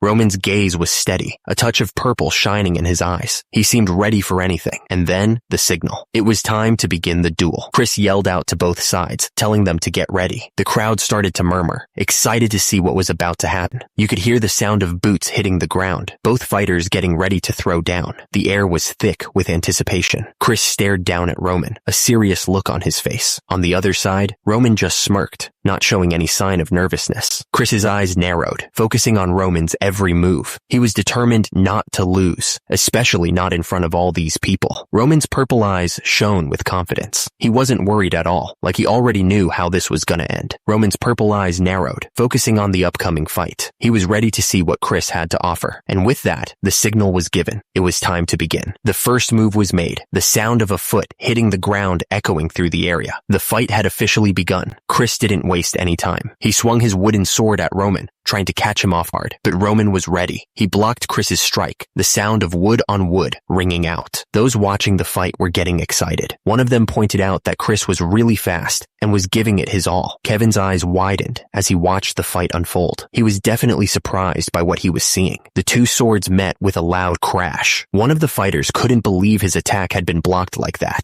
Chris's eye twitched, his mind reeling. Roman had actually blocked his strike? He didn't think that was possible. Chris took a step back, reassessing his opponent. Roman stood his ground, ready for whatever came next. The tension in the air was thick. Chris gripped his sword tightly, his mind racing. He was trying to understand the repulsive force he could feel coming from Roman's hands. Chris continued to analyze Roman's movements. Roman's defensive pose was incredibly stabilized, making Chris wonder if it was just a lucky coincidence. Chris's eyes narrowed, his determination hardening. He thought to himself that even though Roman wasn't how he expected, he would only be satisfied by beating Roman to a pulp. Chris lunged forward, his sword raised high. He was going to beat that guy to a pulp, no matter what it took. The clash of their swords echoed through the training yard. The force of the impact sent sparks flying as they both fought for dominance. Chris's eyes burned with determination, his focus narrowing to the task at hand. He wasn't going to lose this fight. Chris moved with blinding speed, his sword aimed at Roman. The force of their clash sent a shockwave through the air. Roman watched Chris's movements carefully, his expression calm. He wasn't fazed at all. Chris kept pushing forward, his sword constantly attacking, but Roman was able to block all of his attacks. Chris gritted his teeth, his eyes blazing with intensity. This was it. He was going to give it everything he had. Chris swung his sword down with incredible speed, but Roman was ready and ducked just in time, narrowly avoiding the strike. Chris's eyes widened in disbelief. He couldn't believe Roman had dodged that. He was sure he had him. Roman stood tall, watching Chris lose his balance and fall to the ground. The tables had turned, just like that. Roman looked down at Chris, who was sprawled out on the ground, completely defeated. He had won. Chris stared up at Roman, his face pale. He thought to himself that things just got way too dangerous. The crowd couldn't believe what they were seeing. One of the men watching the fight said it was impossible. Another one asked if they were kidding him, because Roman Chris's eyes narrowed, and he thought to himself if this was truly, he wondered if he was finally seeing Roman's real skills. Roman stood there, sword in hand, ready for whatever came next. He wasn't going to back down now. Chris was starting to sweat. From defense to offense, Roman wasn't lacking in any way. He wondered if Roman really did annihilate the Blood Fang all by himself. At this rate, Chris realized he might actually lose. Chris was furious with himself. What the hell was he even thinking about? His opponent was Dimitri's idiot. He had to get his head back in the game. Chris gritted his teeth. He wouldn't lose to Roman in front of all these people. There was no way he was going to let that happen. Roman looked at Chris, a smirk playing on his lips. He thought that was enough of a warm-up. It was time to get serious. Roman raised his sword, ready to attack. This time, he wouldn't hold back. He was going to show them what he was really capable of. Chris looked down at Roman, a determined look on his face. He announced that he would be going first, ready to show off his skills. Chris's eyes widened as he felt the impact. Beads of sweat popped on his forehead, showing how serious he was taking this fight. Chris coughed up blood, the blow catching him completely off guard. He hadn't expected Roman to move so fast. Chris barely managed to raise his weapon in time to block Roman's strike. He was astonished by Roman's speed, exclaiming, "What's with this guy? He's incredibly fast." Roman's foot slammed onto the ground, showing how fast he was moving. He wasn't giving Chris any time to breathe.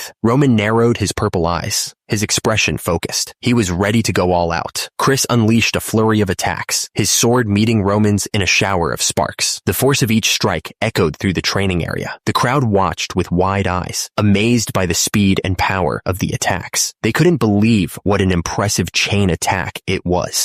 Chris struggled to keep up, barely holding his own while defending against Roman's strikes. He thought to himself, "Damn it." Chris's eyes narrowed with concern. He knew that if this kept up, things would get really dangerous. Chris knew he had to find an opening. He thought to himself that he needed to look for an opportunity to strike back. He was too slow. Roman's sword slammed into him, sending a shockwave through his body. Chris's eyes widened in shock. He thought he should step back, but then he noticed something strange. Roman didn't give him a chance to recover. He pressed his attack, his sword a blur of motion. Chris noticed how Roman's movements were wide and powerful. He realized that there were openings in his attacks. Roman focused, noticing the openings in Chris's defense. He realized there were a lot of gaps in his movements. Chris saw the openings too. He realized there were gaps in Roman's attacks. Chris didn't hesitate. He saw his chance and immediately attacked Roman, hoping to take advantage of the opening. But Roman was ready. He blocked Chris's attack, stopping him cold. Chris's eyes widened as he realized something was wrong. At the same time, Roman smirked, knowing he had tricked Chris into attacking him. Chris thought to himself that Roman had purposely done that to lure him into attacking him, and that Roman had got him. Chris swung his sword, but he was already thinking he was gonna lose. He just couldn't shake the feeling. Meanwhile, Roman was smirking. He knew he had this fight in the bag. Suddenly, a surge of magical energy erupted from the ground. It was intense. At the same time, someone yelled Chris's name, trying to get his attention, and immediately after, another voice shouted for them to stop. Turns out, Chris was activating some kind of skill. The system flashed a notification. 1-star aura. Chris looked absolutely shocked. He couldn't believe what was happening right in front of him. And immediately, a massive explosion erupted from the ground. The force of it shook everything around them. One of the onlookers grabbed Chris by the shoulder, asking him what the hell had just happened. He looked completely baffled. Dimitri was shouting, demanding to know where Roman was. He looked really worried. Turns out,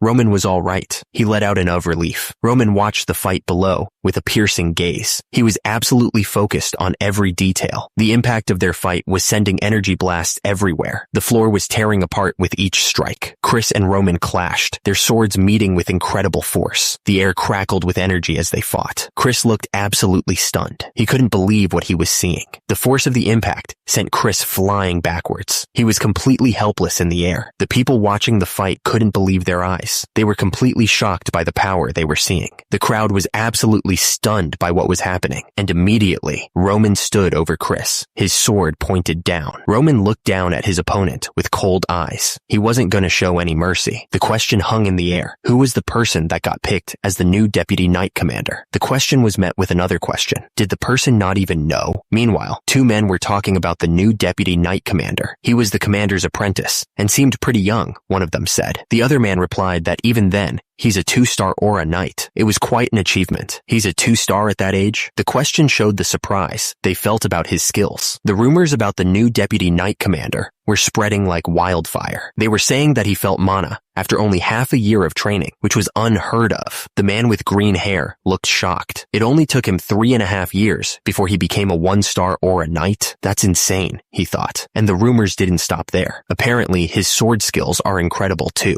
It was all anyone could talk about. The woman with the green cap looked up, finally interested. Whoa, what's his name? She asked. Whoever it was, he was getting closer. The sound of his footsteps echoed through the halls. Chris was on his knees, panting hard. He was completely worn out after that last blast. Roman looked down at him. It seemed like this was a good place to stop for today, he announced. Chris looked up, his face covered in sweat. Chris. He was trying to catch his breath. It's okay, he said. He looked determined, even after that beating. He said he'd like it if they could go at it once more. Chris stood there, hand raised, ready to strike the wooden plank. He was pushing himself to the limit. Meanwhile, Jonathan was talking about Chris's potential. He said that besides having natural talent, Chris also had the work ethic to go with it. Jonathan paused for a moment, thinking about Chris. Chris, that kid. Jonathan smiled, his eyes sparkling with pride. He said that Chris was a genius. Suddenly, Chris went flying backwards, crashing to the ground. The force of the impact knocked the wind out of him. The two men watched with their mouths open. They couldn't believe what they were seeing. The two men were still stunned. Meanwhile, Roman stood over Chris, his sword pointed down, showing who was the boss. The castle stood tall and strong. It had seen many battles and would see many more. Joe was lying on the ground, beaten. He was trying to catch his breath. Joe asked Jonathan what in the world just happened. The other man added that Jonathan had said that Deputy Knight Commander Chris was his most prized 2-star, or a Knight of Dimitri. Jonathan stammered, trying to explain. Jonathan was completely baffled. He wondered how Chris had gotten so strong in just a month when he'd been nothing but trouble before. He thought that those skills seemed to be rooted within years of training. The situation was unbelievable. There was no way Chris could have grown like this. The man next to Jonathan told him not to be surprised. It seemed that the young lord was a genius at sword skills. Roman stood tall, having just defeated Chris. Roman was thinking. He had a lot to consider. Chris knew how to be aggressive against his opponents, and his focus during battle was pretty sharp too. He should easily be able to take out the Bloodfang gang by himself, they said. I can see why Jonathan is proud of him, someone mentioned. For their standards, he's a pretty skilled warrior. However, for my standards, the worst. Roman watched Chris fall, shaking his head slightly. Even the weakest grunts in the Order of Demons would have been stronger than that, he thought. Roman stared at Chris, who was still lying on the ground. Although he was surprised at the end, something about it caught his attention. Meanwhile, two men stood in a courtyard, laughing to themselves. Ha ha ha. The men were having a good time, laughing out loud. At the same time, a close-up of Roman showed that he was starting to get interested.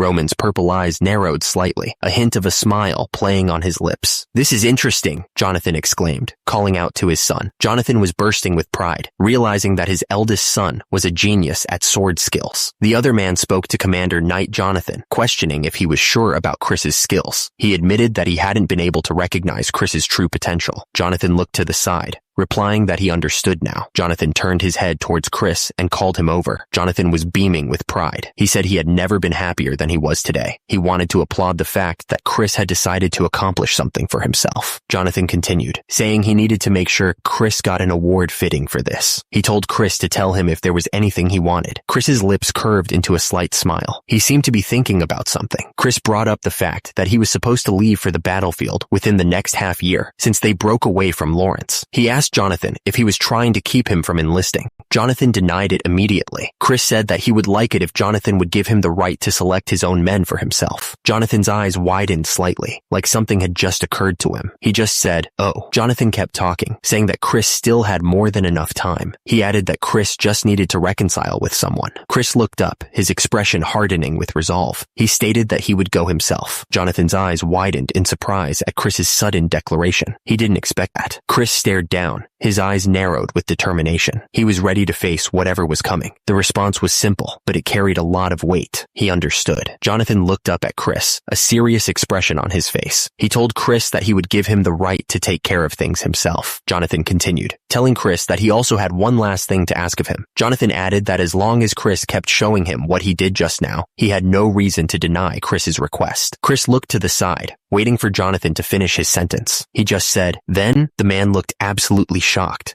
his eyes wide with disbelief. He asked if Jonathan wanted him to teach aura to young Master Roman, clearly not expecting that request. The knight standing gave the orders from their lord. The other knight, sitting on the bed, was in complete disbelief. He asked if the knight really thought this wasn't too much to ask of him. The knight remembered the fight. He muttered that he had to use aura against the young master, Roman. And the worst part? He still lost when Roman counterattacked. The knight put his head in his hand, looking defeated. He complained that all he wanted was to hide in a corner, but instead, he was being asked to teach Roman aura. The knight thought that even if he could get his head chopped off for refusing, he still couldn't do it. He muttered, "Chris." The knight looked at the man on the bed with a serious expression. He told him that he would make him an offer. The knight explained that he'd heard something about this from somewhere. He wanted Chris to teach the young master and see what was different about him. If Chris could take care of this one thing, then he would be sure to transfer all of his secrets to Chris. Chris looked absolutely shocked by the offer. Chris jumped up, asking if he was serious. The knight simply answered, yes. If Chris could get it done, he'd give Chris the secret to becoming a 3-star aura knight. Chris realized this was his chance to improve his skills. A man stood silently with his arms crossed, watching everything. He didn't say a word, but his serious expression said it all. Chris was sweating, his face showing a mix of frustration and disbelief. He muttered, "Damn,"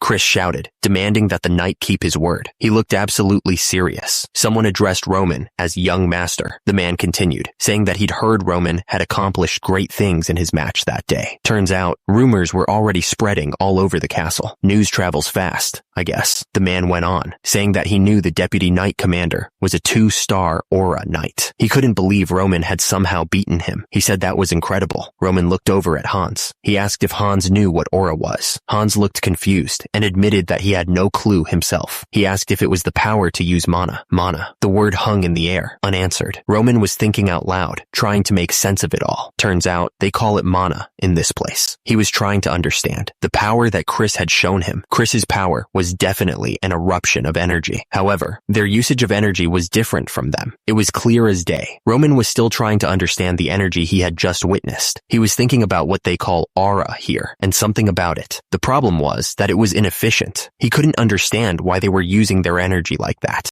Roman looked out the window, lost in thought. He just couldn't understand why they were using energy like this. It seemed that the people here would need to learn more about the powers they use. Roman decided he would take a look for himself during training tomorrow. Roman paused, realizing he might have gotten too excited.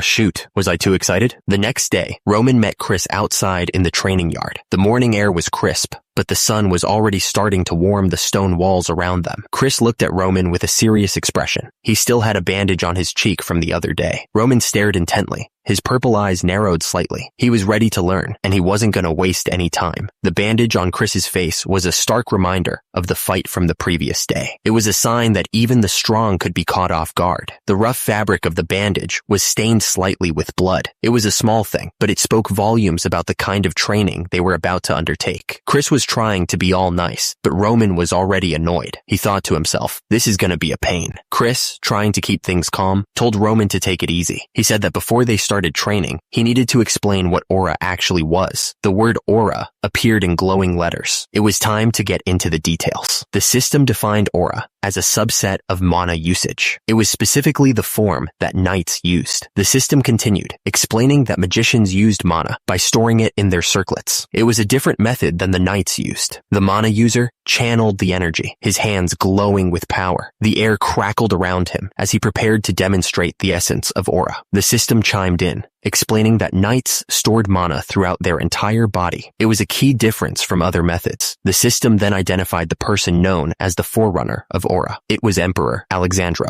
Emperor Alexandro had a stern look on his face, as if he was judging everyone. His eyes were like daggers. The system continued, explaining that unlike magicians who stored mana in objects, Emperor Alexandro was the first to figure out that storing mana throughout the body could strengthen a person's physical form. It was a revolutionary idea. The diagram showed the flow of mana through the body. It highlighted the pathways where the energy circulated. Aura, he explained, was basically erupting all that stored mana outward. It was like a release of built-up power power. Normally, mana was spread all over the body, like a network of energy. But, he continued, it was possible to get a huge spike in power by focusing and then erupting that mana. It was like a sudden burst of strength. Chris explained that knowing all the history of mana wasn't really important. The thing is, only a few people could even use mana like this anyway. Turns out, only about 1 in 1,000 guys even pick the path of an aura knight, and even fewer, like 1 in 10,000, can become a magician. The most important thing, he said, was figuring out if you even have a connection to mana. If you don't have that, you're already done for. Chris explained that the bare minimum to even call yourself an aura knight is being able to sense mana, and that's where most people fail, he added. Chris then said that it took him about half a year to even sense mana. He said it's not unusual for people to take over a year to even get a feel for it. That's where natural talent comes in, he said. Basically, some people just have it easier than others. Chris looked at Roman and said they should start with trying to sense mana. He asked Roman to explain how he went about it. Roman replied that he would, of course. Chris thought to himself that Roman Dmitri must be full of pride after winning against him. Chris thought that, unfortunately, it wasn't going to be as easy as Roman thought. Chris finished his thought, saying that talent in swordsmanship and talent in mana were two completely different things. The air crackled with a warning. Someone was about to learn a harsh lesson about reality. The voice echoed, declaring that the whole idea behind the training was completely wrong. The voice continued, explaining that he already knew how to sense mana. Roman Dmitri's body glowed with power. He admitted that, thanks to the heavenly demon magician, he had been able to store a small amount of mana. Roman Dmitri realized that only doing what he already knew would lead to failure. Roman Dmitri knew that even if he couldn't understand why others did things a certain way, he needed to learn how they proceeded first. He had to adapt. Chris told Roman to focus on the rhythm of his breathing, and concentrate. He explained that it was important to feel everything that was in contact with his body. Chris continued, explaining that once Roman got used to utilizing mana, that's when he'd be able to manifest aura. He told him to try to focus the mana spread throughout his body into a single point, because that's how you manifest aura. He heard that once you succeeded in manifesting aura, it meant that you'd become a 1-star aura knight. It was a huge step.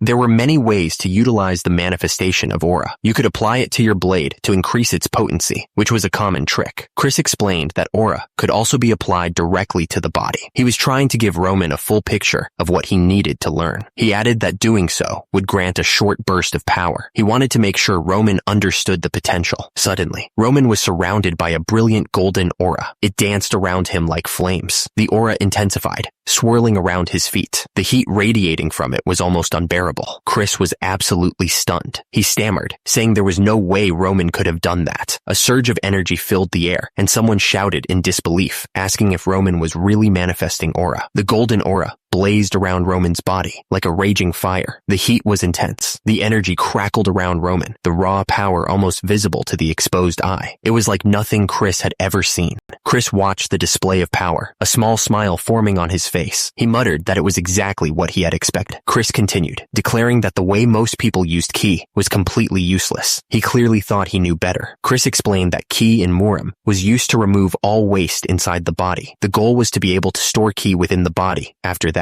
the man sat in a meditative pose, a ball of swirling purple energy forming in his hands. Lightning crackled around him as he focused on gathering more power. Chris then said that things were different in this world. The rules he knew were about to change. Chris continued, saying that in this world, people gathered mana and hoped it would spread throughout their bodies. They didn't have to restrict it at all. Chris explained that if the key of Murim was barren, yet strong, this world was something else entirely. He seemed to be setting up a contrast between the two. The air crackled with energy, a visible storm of power. On one side, dark lightning surged, while on the other, a soft pink glow pulsed gently. The thing is, the mana in this world was full, but also light. It was like trying to hold water in your hands. It just slipped away. Turns out, that made it harder to control. Chris held a ball of energy in his hand, looking thoughtful. He figured that if he had to make a guess, the way they used aura here was similar to the external arts back in Murim, but not even close. He explained that while those arts could make someone stronger, they didn't help at all with storing mana inside the body. The problem, Chris explained, was that they just let the stored mana explode out of them. That was why it was so inefficient, like throwing away half your meal. Chris's eyes narrowed. He was thinking that using these methods, he wouldn't be able to reach reach the top, even if he trained for hundreds of years. He looked absolutely furious. The knight just stared, completely speechless. He couldn't believe what he was seeing. He finally managed to stammer out a question, wondering how Roman had pulled that off. It just didn't make any sense. Chris looked at Roman with wide eyes, trying to figure out what he had just witnessed. He asked if that had been aura just now. Chris was getting frustrated. He told Roman that he should be able to tell by himself, and that's why he was asking. Chris explained that it had taken him years to even manifest aura. Chris looked absolutely furious, his face red with anger. He demanded that Roman tell him the truth, accusing him of playing dumb and pretending he didn't know how to use mana. Chris's eyes widened as everything clicked into place. He exclaimed that it all made sense now, finally understanding what was going on. Chris wondered why he had even lost to Roman in the first place. He questioned that if Roman had this power 2 years ago, why didn't he use it then? Chris looked at Roman, explaining that he was misunderstanding everything. He denied hiding his power, asking that if that wasn't true, how would anything make sense? Chris reminded Roman that it had taken him over 10 years to become a 2-star knight. Roman just smirked, finding Chris's frustration amusing. Chris looked confused and asked Roman what was so funny. He was clearly missing something. Roman clenched his fist, his face turning red with anger. He asked if Chris was laughing at his efforts. Chris looked directly at Roman, his expression serious. He asked Roman if, while he was climbing for that goal, he had ever questioned the training methods that he was using. Chris's words hung in the air, a challenge to everything Roman thought he knew. He was pushing Roman to think differently. Chris's eyes burned with a strange intensity, the air around him seeming to crackle with energy. He was dead serious. Roman looked confused, trying to grasp what Chris was getting at. He stammered, asking what Chris was trying to say, adding that it's common for people to take things for granted. The words echoed in the air, emphasizing the unquestioned belief that the old ways were the only right ways. It was like everyone just accepted that an old training method was the best way to do things. Chris looked around at the trainees, his expression thoughtful. He explained that while he was learning aura, he had a thought. Chris continued, wondering why everyone was so stuck on this method, especially when it had some pretty obvious problems. He was really starting to question the whole system. Chris asked if they didn't know about the problems with the method, or if their faith in Captain Jonathan was just too strong. He paused, then said the reason was simple. The words hung in the air, revealing the simple truth. Turns out, it was just easier to teach it that way, even if it wasn't the best. The unyielding belief in old methods was a problem. Chris figured that if they only taught what they had learned, there wouldn't be people that would be met with loss or criticism. Chris looked at Roman and admitted that he didn't dismiss the fact that the 10 years of training were important. He was trying to be respectful, but he had a point to make. Chris's words cut deep as he pointed out that the fact that he didn't even question their methods once was the reason why he was laughing at him. He was trying to get Roman to think critically. Chris continued, explaining that there is nothing such as a perfect answer in the world. He added that even the methods that he decided to follow were all created due to a single person's worries for their successors. Roman stared ahead, absorbing the lesson. Those worries, he realized, were what caused pain in life. It was a lot to think about. Life throws problems and issues at you. That's a given. And when you fail, it's gonna hurt. Chris looked at Roman and the others, his expression serious. He told them that's when they have to deal with the criticism of others and their own despair. However, even if all that is true, change is still necessary. You can't stay stuck in the same place forever. It's just like how Chris dismissed his father's teachings to create his own path. You have to be willing to break away from tradition. Chris looked at Roman, his expression softening. He said that they should finish training there for the day. Chris's face was still bruised and bandaged, a reminder of the hard lessons he had learned. He trailed off, lost in thought. Roman watched Chris carefully. Something was clearly on Chris's mind, and Roman was starting to get worried. Chris turned back to Roman, his eyes pleading. He asked Roman to please tell him what he should do. Chris was desperate for guidance. He asked what he should do from there on out. Nearby, a hand lay on the ground, covered in blood. It was a sign of the pain and desperation that was all around them. They were both down, covered in dirt and blood. Roman was breathing hard, but the other guy wasn't moving much. He was the clear loser in this fight. A voice echoed, asking if he was going to keep fighting. The loser admitted that he had lost. The voice announced that the Blood Demon sect would now follow Baek Jong-hyuk of the Heavenly Demon sect. Someone shouted for everyone to wait. The defeated fighter stared at his broken sword, lying useless on the ground. He admitted that he had never seen anyone as strong as Roman Dmitri, and wanted to know what he needed to do to reach that level. The defeated fighter was willing to give everything. He declared that he would dedicate his body to Roman Dmitri. Kneeling in the dirt, the defeated fighter argued that it would help both of them if he became stronger. He was ready to do anything. The defeated fighter looked up, his face desperate. He was ready to start right now. He demanded to be told what to do. Chris, who was watching all this, looked pretty annoyed by the outburst. He didn't expect this guy to be so dramatic and shout about what he should do from now on.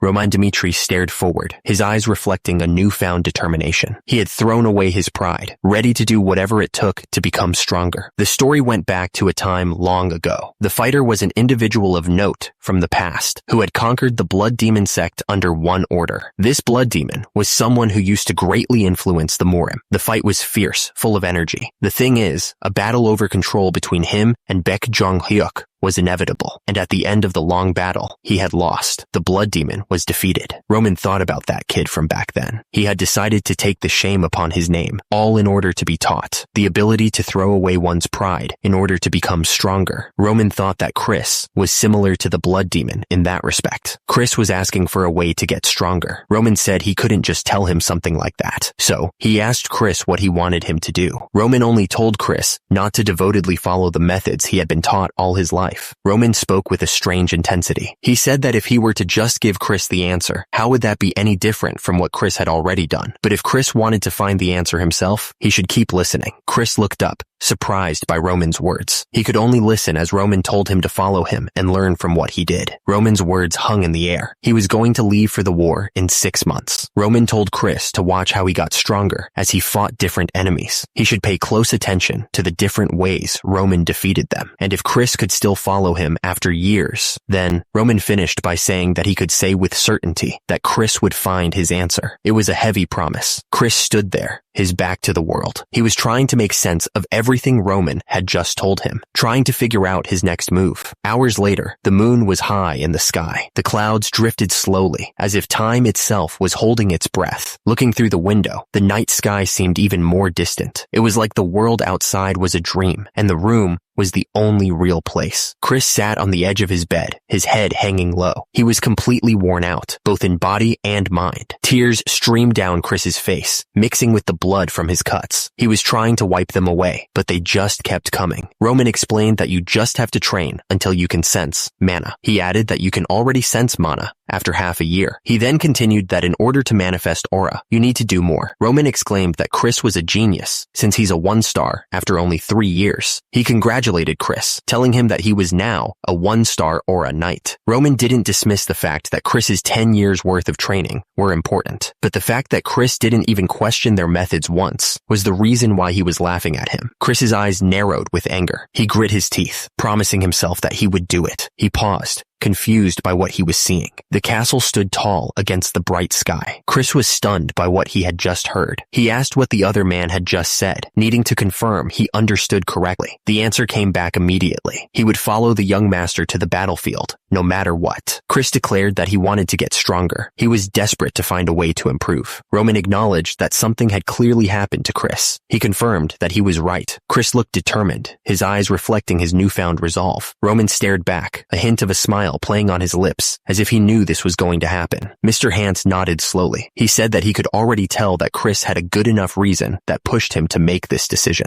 Mr. Hans sat there, looking at the desk. The air in the room was thick with unspoken words, the weight of the decision hanging heavy. Mr. Hans stated that from now on, Chris was no longer a part of the Knights of Dmitri. Whatever happened, he hoped that Chris would be able to protect the young master as he pursued his goal. Chris just said, "Thank you." He looked relieved, but also a little sad.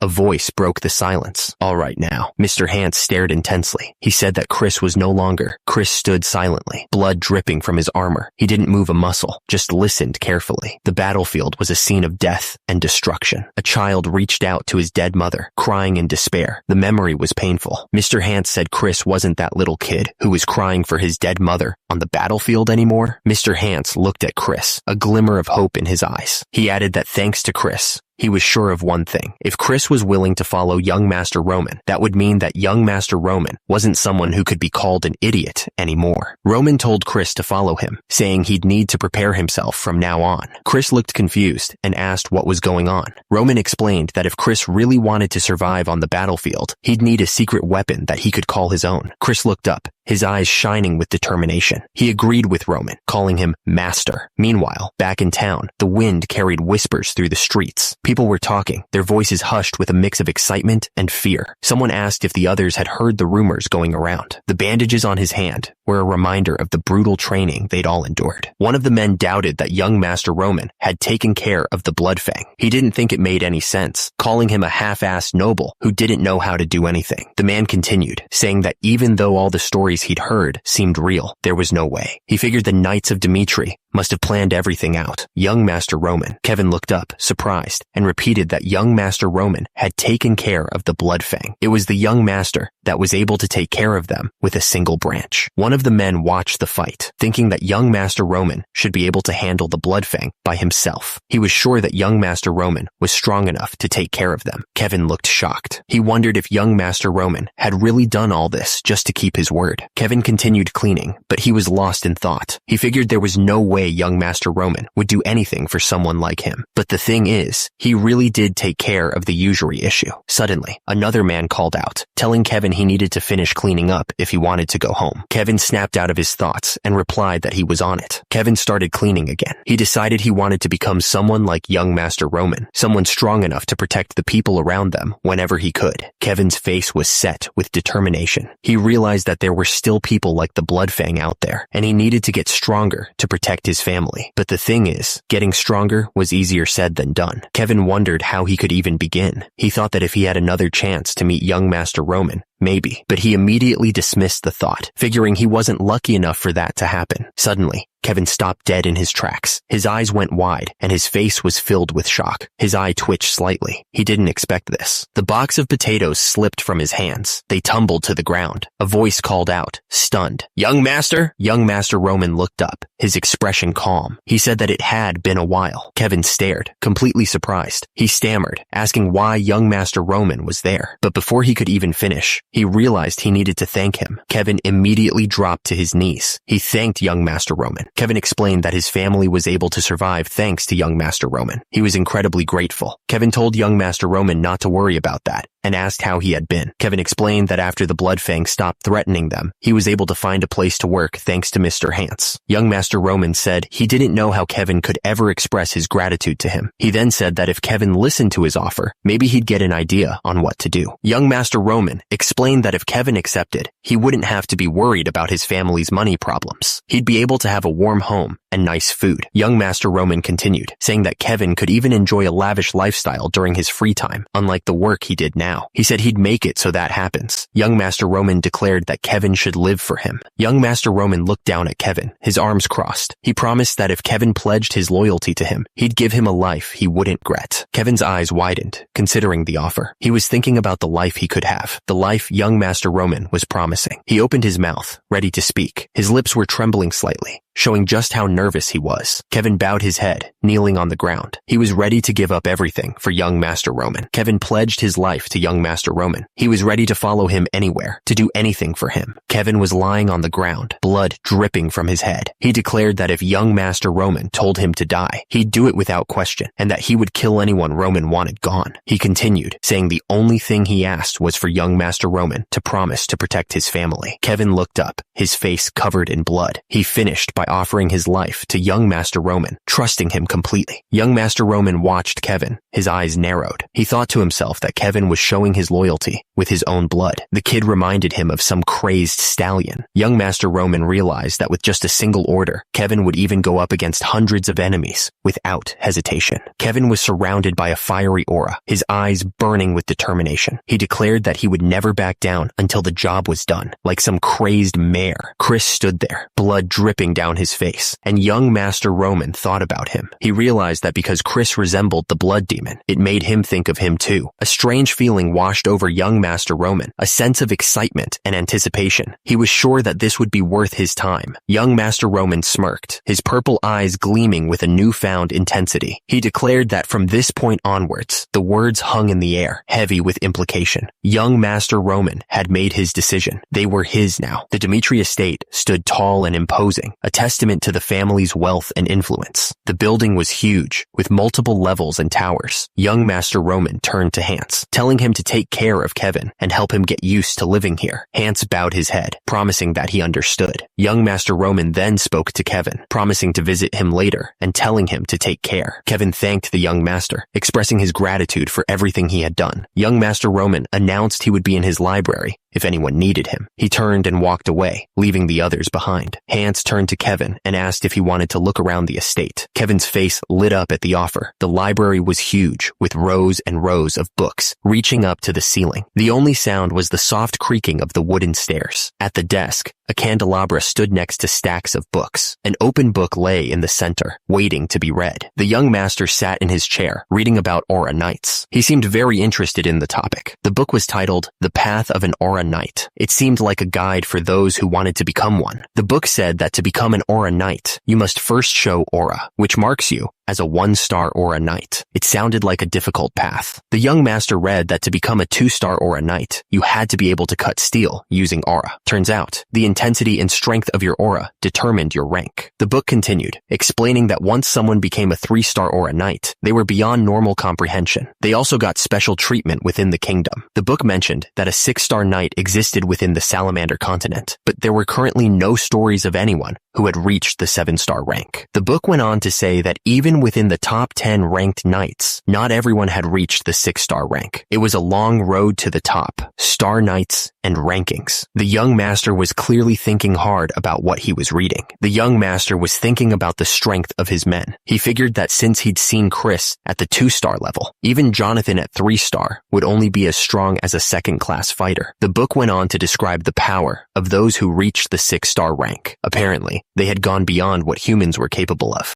The flames they could make with their swords could reach for tens of meters, which was pretty wild. And the impact of those flames? The book said it was something else entirely. Turns out, there were only 12 people known to have reached star rank. And get this, they were treated like royalty, no matter where they came from. They were called the 12 Blades of the Continent. The young master was still thinking about the 12 Blades of the Continent. Or so they say, Roman muttered. Even from the information I have gotten, they seem strong. Roman continued to think about the 12 Blades. The fact they were able to reach this point with inefficient usage of Cake Yuan must mean that they are talented, the young master said to himself. Roman turned another page in the book, then thought out loud. And then there are the magicians. The book described the Archmage, a title of great power. The book explained that individuals who had reached the 7-circle rank were given the title Archmage. The image in the book showed an Archmage surrounded by roaring flames. The book described magicians as beings considered half man, half god, walking disasters waiting to strike. They were beings to be feared. The text continued, explaining that a single spell could level the earth and cloud the skies. The power they held was insane. A massive explosion of fire erupted, showing the scale of destruction that magicians could cause. The heat seemed to radiate from the book itself. The book warned that when magicians were dealt with in numbers, they were more dangerous than 6-star Aura Knights. The thought was terrifying. Roman's eyes narrowed as he read about magic, abilities that didn't exist within Murim. He realized he had a pretty good idea of what to do now, a plan forming in his mind. He placed his hand on the book, a sense of unease washing over him. He knew he wouldn't know when he'd be facing these beings. He thought about the odds of his father, Dmitri, doing something reckless. It was rare, but not impossible. Roman leaned back in his chair, his expression serious. The fact that he couldn't predict what might happen was what made this so dangerous. He was different from the others, though. He was never meant to stay in one place. He turned, his white hair catching the light. He was ready to leave and face whatever was coming. He realized he needed to gain experience and make sure he could live a life that he'd be happy with. He knew he had to do things his way. The young master's purple eyes gleamed with anticipation. This was going to be exciting. Roman figured it was time to get ready. He had a lot to do. The room was silent, waiting for the next move. Roman opened the door and stepped out, ready to face whatever was coming. The young master looked around, taking in the surroundings. This is it. What was this place used for? Hans answered. It was a workshop used by the old baron. Hans continued to explain as they walked toward the building. He made sure that outsiders were strictly prohibited and that even air couldn't pass through. Roman's eyes narrowed as he considered the possibilities. This will be perfect for training.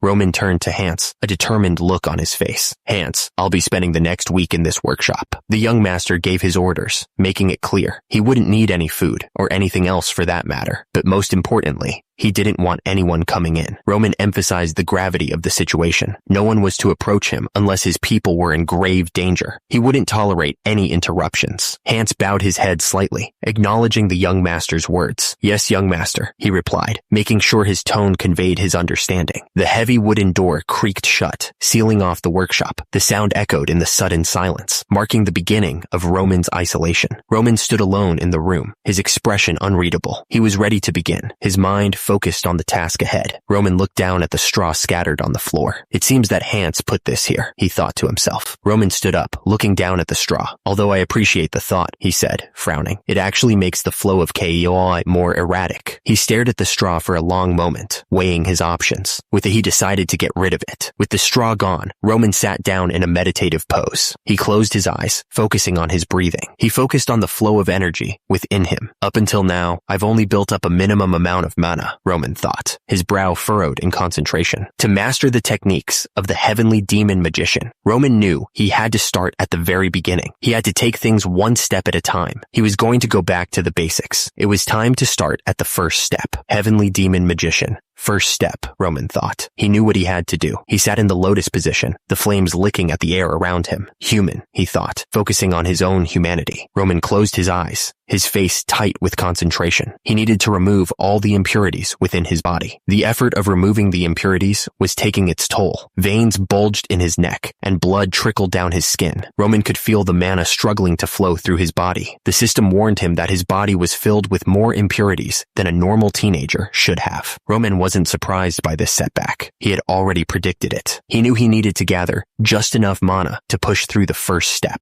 The desire to regain his original strength burned in his mind. He needed to get back to the power he once had. Tears mixed with blood streamed from Roman's eye. He had decided to make this world his home, and he would need the power to protect the people he cared about. Roman sat cross-legged on the floor, light streaming in around him. He was entering a new stage of power, a new level of existence. He could feel the shift inside him. The system seemed to be telling him that this transformation was just the start. It was a long road ahead, but he was ready for it. 1 week later, the workshop was still off limits to everyone. The sound of footsteps echoed down the hall. Someone was coming, and they were in a hurry. The workshop door swung open with a click. It seemed someone had broken the young master's orders. The man assured them that he'd be back in a moment. He was going to get some tea and snacks, he said. He clarified who he was addressing, Viscount Lawrence and Ms. Flora. Viscount Lawrence and Flora stood there, waiting. The room was quiet, and they seemed to be expecting someone. Flora looked around, a bit impatient. Viscount Lawrence remained calm, but you could tell he was also curious about what was going on. Then, the silence was broken. It seemed like someone was about to say something important. Viscount Lawrence sighed, realizing they weren't exactly being welcomed with open arms. Even though he had decided to visit on a whim, it was clear they weren't wanted there. Viscount Lawrence decided they would just have to wait. He told Flora to take a seat and relax. Viscount Lawrence called out to Flora. She simply responded, "Yes, father." Viscount Lawrence told Flora that he had decided to come there to apologize for their mistake. He warned her to be careful about what she said. Suddenly, a voice boomed, asking if they had already announced their disengagement. The news hit like a thunderclap. Flora explained that she had decided to share her thoughts during her last visit. She added that she wanted to follow Viscount Lawrence's orders as well, trying to justify her actions. There was a pause, hanging in the air like a threat. Viscount Lawrence exploded, shouting that no matter how long he thought about it, he couldn't marry someone he didn't respect, especially not Flora. Viscount Lawrence looked absolutely furious. He said he really thought that Flora was a wise child, and he never thought she would do something like this. Viscount Lawrence demanded if Flora didn't understand what was going on within their territory. He explained that the Barco family had decided to borrow a large sum from the gold bank, and he questioned if she understood what that meant. The message was clear. The only thing left to do was prepare for war. It was a grim declaration. Flames engulfed the city as knights clashed, steel meeting steel. The brutal reality of war was unfolding. Viscount Lawrence sat heavily, declaring that the arranged marriage with Dimitri had been a necessary decision. He looked like he regretted saying it. Viscount Lawrence exploded in anger, shouting that the only ones capable of defending against Barco were the Dimitri family. He couldn't believe what was happening. Flora spoke up, her voice trembling slightly as she asked if the Lawrences still had a chance, even without the Dimitri family. She was desperate for any sign of hope. Viscount Lawrence frowned, explaining that if it were only the Barco family, they might have stood a chance. But the fact that the central government had approved questionable questionable documents and orders changed everything. The situation was made even worse by the fact that the central government was letting the Barco family borrow money without expecting anything back. It was blatant favoritism. The papers seemed to emphasize that this conflict had grown beyond a simple feud between two families. The scope was far larger now. Viscount Lawrence's face darkened as he said that those who were giving power to the Barco family were the ones who truly wanted to see their family destroyed. It was a conspiracy. Viscount Lawrence looked at Flora, his expression grim. Since their enemies now had a legitimate reason to attack, they would do everything in their power to finish them off. It was a bleak outlook. The words echoed, a reminder of what was at stake. Our land, our honor. These were not just words, but the foundation of their existence. Flora, known as the Flower of Lawrence, looked troubled. She knew what was coming, and it scared her. Even though I know, the words hung in the air, heavy with unspoken truths. It was time to face reality. Flora went on, admitting that she knew the circumstances of their territory and what her father was thinking when he made his decision. But even knowing everything, she chose to ignore it all for her own selfish reasons. Wake up. The command was sharp, a desperate plea for change. It was time to stop living in denial. Flora realized that if she kept clinging to her pride as the Flower of Lawrence, she would lose everything. She knew she had to change, and fast. Two servants paced back and forth, clearly worried. They wondered what they should do, and more importantly, when the young master would finally come out. Another servant looked up at the sky, his face etched with concern. He muttered that the Viscount and lady had been waiting since morning, and now the sun was already setting. The servant continued, saying that the Viscount and lady seemed pretty unhappy, but the young master had given strict orders not to be disturbed for any reason. The servant bit his lip, clearly torn. He knew the young master's orders were absolute, but he also knew the Viscount and lady wouldn't be happy if they were kept waiting any longer. Hans saw the young master returning and called out to him, "Young master, you're back." Hans stared, his eyes wide with shock. He could only manage to say, "Master." The room was silent, sunlight pouring in through the large windows. The air was still, but you could feel the tension hanging thick in the air. The teacup sat empty, a silent testament to the conversation that had just taken place. The delicate floral pattern seemed to mock the seriousness of the situation. Viscount Lawrence sat across from Flora, the distance between them feeling much greater than it actually was. They were both waiting, the weight of the impending conversation heavy on their shoulders. Viscount Lawrence's mind was made up. He was already determined to do this, no matter what. Flora looked down, her expression filled with regret, because all this stemmed from her mistake. Viscount Lawrence sat there, hands clasped tightly, his expression unreadable. He was thinking that in order for Lawrence to survive, he needed to make sure this marriage happened. But even then, his hands clenched together so hard his knuckles turned white. The decision weighed heavily on him, a physical burden. His face contorted in anger. This wasn't right. He was furious, his blue eyes blazing with a barely contained fire. Flora looked up, startled by his outburst. "Father?" she asked, her voice barely a whisper. Viscount Lawrence turned away, his face set with determination. "I'll go," he said, his voice firm despite the turmoil within. Viscount Lawrence was determined, and he declared that he would find Baron Dmitri himself. He would take matters into his own hands. A quill scratched across parchment, the writer's hand moving with purpose. Each stroke seemed deliberate, as if carefully chosen words were being committed to paper. Suddenly, a loud knocking echoed through the halls. The sound was insistent, demanding attention from whoever was inside. The door burst open, and a man stormed in, looking absolutely furious. "Baron Dmitri!" the yeller shouted. "What are you doing? Letting your guests wait for this long?" The yeller continued his rant, his face red with anger. "If you were that dissatisfied with us, you could have just told us to go back." He spat out the words, clearly offended. "I never would have thought that Dmitri would have been this cruel." Romero Dmitri paused, his pen hovering over the parchment. He seemed to be carefully considering his next move. The quill scratched against the paper as Romero Dmitri responded. "I understand what you mean," he wrote. "But have you made an appointment to meet with the Baron?" Viscount Lawrence exploded. "I know that," he shouted. "I know we decided to visit without an appointment, but we already shared our intentions to meet with him a week ago, and we had no choice but to do this, since he declined our request and hasn't shared any news since." Viscount Lawrence's face was red with fury. "If you decided to decline our visit in the first place, we wouldn't have been that offended. But this is. Do you think it would have been possible for me to decline a visit from the Viscount?" Viscount Lawrence glared, his voice dripping with challenge. "However, is that all you wanted to say?" Viscount Lawrence stared at Flora, his eyes narrowed. "Are you just here to share that you are angry, because you had to wait for half a day?" he asked, his voice dripping with sarcasm. The story then jumped back to the day that Flora Lawrence visited the Dimitri family. Romero Dimitri remembered that Roman had shared his intentions to break up the arranged marriage with him. Although Romero Dimitri had no choice but to scold Roman for his decision, even a 3-year-old could tell what was happening. The reason was simple. Flora Lawrence was the reason Roman wanted to break up the arranged marriage. The guy sitting at the desk admitted that even though he had a clue about what was happening, he didn't question Roman. He knew that when Roman wanted to do something, he had no choice but to shut his mouth and just ignore it. Flora looked like she was about to cry. She said that they were victims of an unwanted arranged marriage. Flora continued, pointing out that the Lawrence family was actually the one that wanted the marriage in the first place.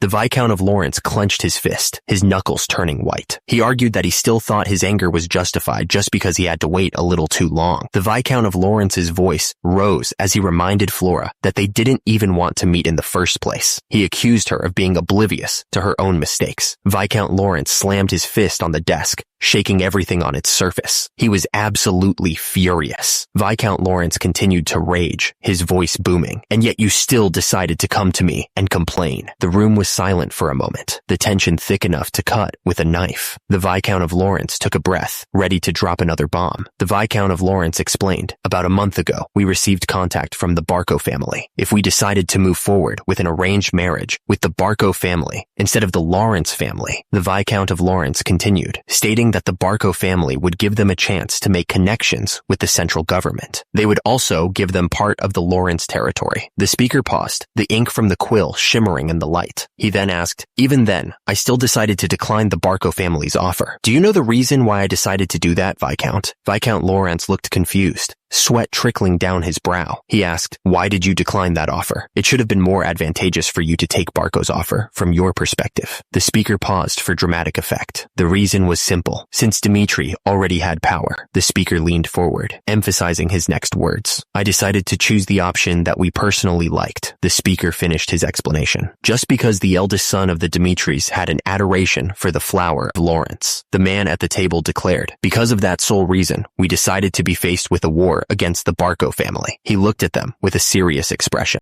The words echoed in his mind. This was a mistake. The weight of that realization hit him hard. Lawrence looked absolutely distraught. He thought to himself, "I should have stayed calm, but I made a big mistake because of my anger. What should I do? The flower of Lawrence and the fool of Dimitri." The man with the beard spoke sternly. "We know that the two of you are not the greatest pairing for each other. However, you should have remembered what the Dimitri family is all about." He emphasized the importance of their family. The Dimitri family crest glowed with power. Once the Dimitri family name was added to the end of Roman's name, his value changed. The weight of that name was now his burden to carry. The man declared, "On top of that, the ones desperate for this marriage," Viscount Lawrence continued, "isn't us, but in fact you, the Lawrence family." Viscount Lawrence paused, then asked, "Am I wrong?" Flora looked down, a clear worry washing over her face. Suddenly, a memory flashed in his mind, taking him back to when he was just a kid. Flora remembered her days back when she was still in the academy. The memory was so vivid, it felt like she was right back there. The system described the academy as a place where the children of royal families came to build their knowledge. It was a place of learning and connection. Inside the academy, students filled the classroom, listening to the instructor. They were all trying to build their knowledge and relationships, hoping to secure a better future for themselves. There was one family so small that their very right to exist was questioned. The system said that they only existed in name. The system identified him as the child of the Joel family. He was a reminder of a family that had fallen from grace. Joel sat at his desk, reading. He seemed lost in his own world, separate from the other students. Most of the kids there thought they were special, like treasures the world was lucky to have. They were all so stuck up, but Joel was different. He didn't act like he was better than everyone else. Then one day, everything changed for him. Joel made a small mistake. A vase lay shattered on the floor, water and flowers scattered around it. Turns out, while the children of the other named families didn't have much happen to them when they messed up, for Joel, they opened a whole punishment committee. He stood there, looking small and scared, as the teachers glared down at him. As the teachers kept scolding Joel for his mistake, a man who seemed to be his father showed up and immediately started apologizing. He asked them to forgive Joel, promising he'd teach his son better. He looked desperate, hoping they would show some mercy.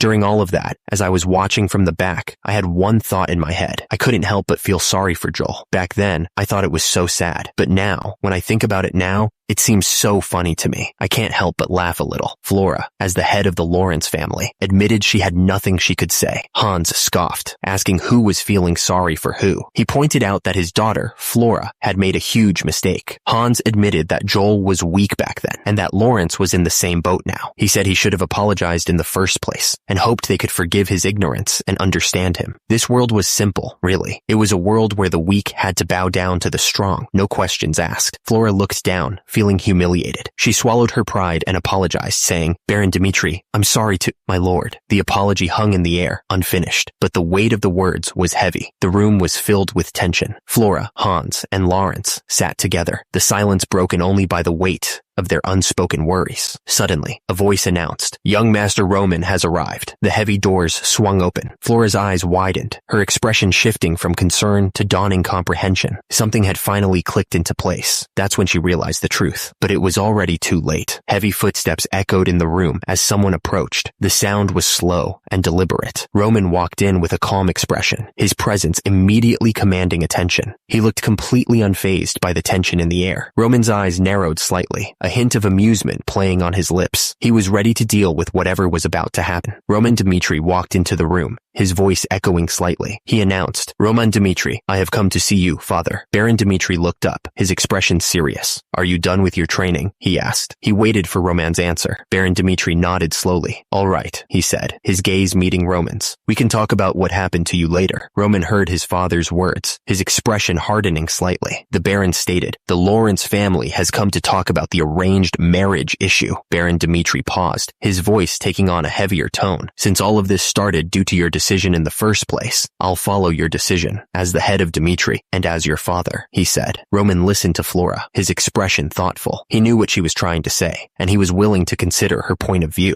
Roman understood the implications of an union between their families. He knew the potential benefits and the possible drawbacks. Roman closed his eyes, taking a moment to consider everything that had been said. He was weighing the options carefully. Lawrence explained that if the Barco family were to threaten them, the influence of the Dmitri family would be crucial for their survival. He emphasized the strategic value of the marriage. Lawrence looked at Roman, a hint of confusion in his eyes. He asked, "And yet you still want the marriage to proceed?" "At the time, I thought that there was value in making that decision. But after I first met her, and she told me what she thought about the arranged marriage, my own thoughts changed as well. I started to see things differently. She must have heard the rumors about the fool of Dmitri, so Flora probably thought she couldn't marry someone like that. The rumor Roman Dmitri had made up his mind. He started to explain, "That's why." Hans Lawrence looked over at his daughter, Flora, who seemed to be expecting bad news. She stared at the floor, trying to hide her own disappointment. Roman continued, his voice firm, "I want no changes to occur, and for this marriage to be broken up." The room fell silent. The weight of Roman's words hung heavy in the air, leaving everyone unsure of what to say next. The Lawrences looked at each other in shock. It was over. The decision had been made, and there was no going back. Hans Lawrence was clearly worried. He admitted that the arranged marriage was the last chance his family had to get ahead. Since they already had a bad reputation, no other family would agree to a marriage. Hans Lawrence declared that they would have to solve their problems using only the resources within the Lawrence family. He looked determined, but I could see the worry in his eyes. Everyone in the room stood silently, the weight of Hans Lawrence's words hanging in the air. You could feel the tension as they realized how much was at stake. Hans Lawrence suddenly panicked. He realized if the Dmitri family and the Barco family decided to work together, things would get really bad. Hans Lawrence's voice trembled as he admitted they wouldn't even be able to put up a fight against such an alliance. The Lawrence family was truly in a corner. Hans Lawrence was desperate to avoid a disaster. He knew things would get worse if they didn't act fast, and he didn't want to see his family fall apart. Hans Lawrence looked down, accepting blame. He admitted that the Lawrence family was responsible for the situation they were in. The room was silent. You could feel the weight of the situation as the three men stood there, each lost in their own thoughts. Baron Dmitri looked to the side, his expression firm. He stated that the Dmitri family didn't bother thinking about the future when it came to solving problems. Flora Lawrence looked down, her voice soft as she spoke. She suggested that they announce to the public that she was breaking off the engagement for personal reasons, which would prevent the Dmitri family from working with the Barco family. Hans Lawrence looked down, showing his gratitude. He was thankful for the Baron's understanding. The Lawrences bowed deeply. Flora Lawrence and Hans Lawrence showed their respect to Baron Dmitri and Roman Dmitri. The Lawrences were extremely grateful. They were thankful for the Dimitri's understanding and willingness to compromise. Suddenly, the doors swung open with a loud creak. Someone was coming in. Hans Lawrence and Flora Lawrence quickly left the room. They were eager to get out of there. Hans Lawrence stared off into space. He seemed to be deep in thought, mulling over something important. Roman Dimitri stood tall in the room, facing his father. Baron Dimitri sat behind his large desk, his expression unreadable. Roman Dimitri's face was set. He was about to say something important. Hans Lawrence spoke, his voice filled with regret. "If I was aware of your true worth," Hans Lawrence continued, admitting his error, "I would have been more careful when telling Flora to not make any sudden decisions." Hans Lawrence turned away, his shoulders slumped. The man admitted, "I too have made a huge mistake." The heavy door clicked shut. The sound echoed in the silent room as Hans Lawrence left. Back in the office, Roman Dimitri stood across from his father. The tension in the room was thick enough to cut with a knife. Roman Dimitri's expression was hard to read. He simply replied, "Yes." Baron Dimitri leaned forward, studying his son. He asked, "What has happened to you over the past week?" A week passed. It was a long week. Roman Dimitri had spent that week locked inside the shed. The training had been brutal, leaving him covered in blood and sweat. Roman Dimitri was focused on training his body, trying to remove all the impurities within it. His goal was to reach the human stage. Roman Dimitri knew that within the human stage, there were steps to prepare his body to become a heavenly demon magician. While it wasn't considered impressive by Miram standards, he was determined. The thing is, given the sheer amount of mana that exists in nature in this world, he figured it was worth a shot. The amount of impurities inside Roman Dimitri's body was insane. He could feel the heat burning away at his skin, pushing him to his absolute limit. Preparing even the foundation of the body was essential. It was the only way to ensure that he could reach the human stage. Roman Dimitri closed his eyes, focusing all of his energy. The flames around him roared as he tried to push past his limits. The training had a significant effect. He could feel his body changing, adapting to the strain. Roman Dimitri opened his eyes, a new fire burning within them. "The changes in my physical appearance is proof that I've become a completely different person than before." Romero Dimitri began to explain, but he admitted it was difficult to put into words. He had somehow managed to open his mind during his training, though he couldn't recall the specifics of how he did it. Romero Dimitri continued, stating that he believed mana had begun to circulate throughout his body. The Baron looked utterly shocked, his eyes widening. The system defined mana circulation as a phenomenon that draws mana from nature into the body, improving one's physical capabilities. The Baron stared up at his son, clearly stunned. He thought to himself that mana circulation was something that should only happen to a select few.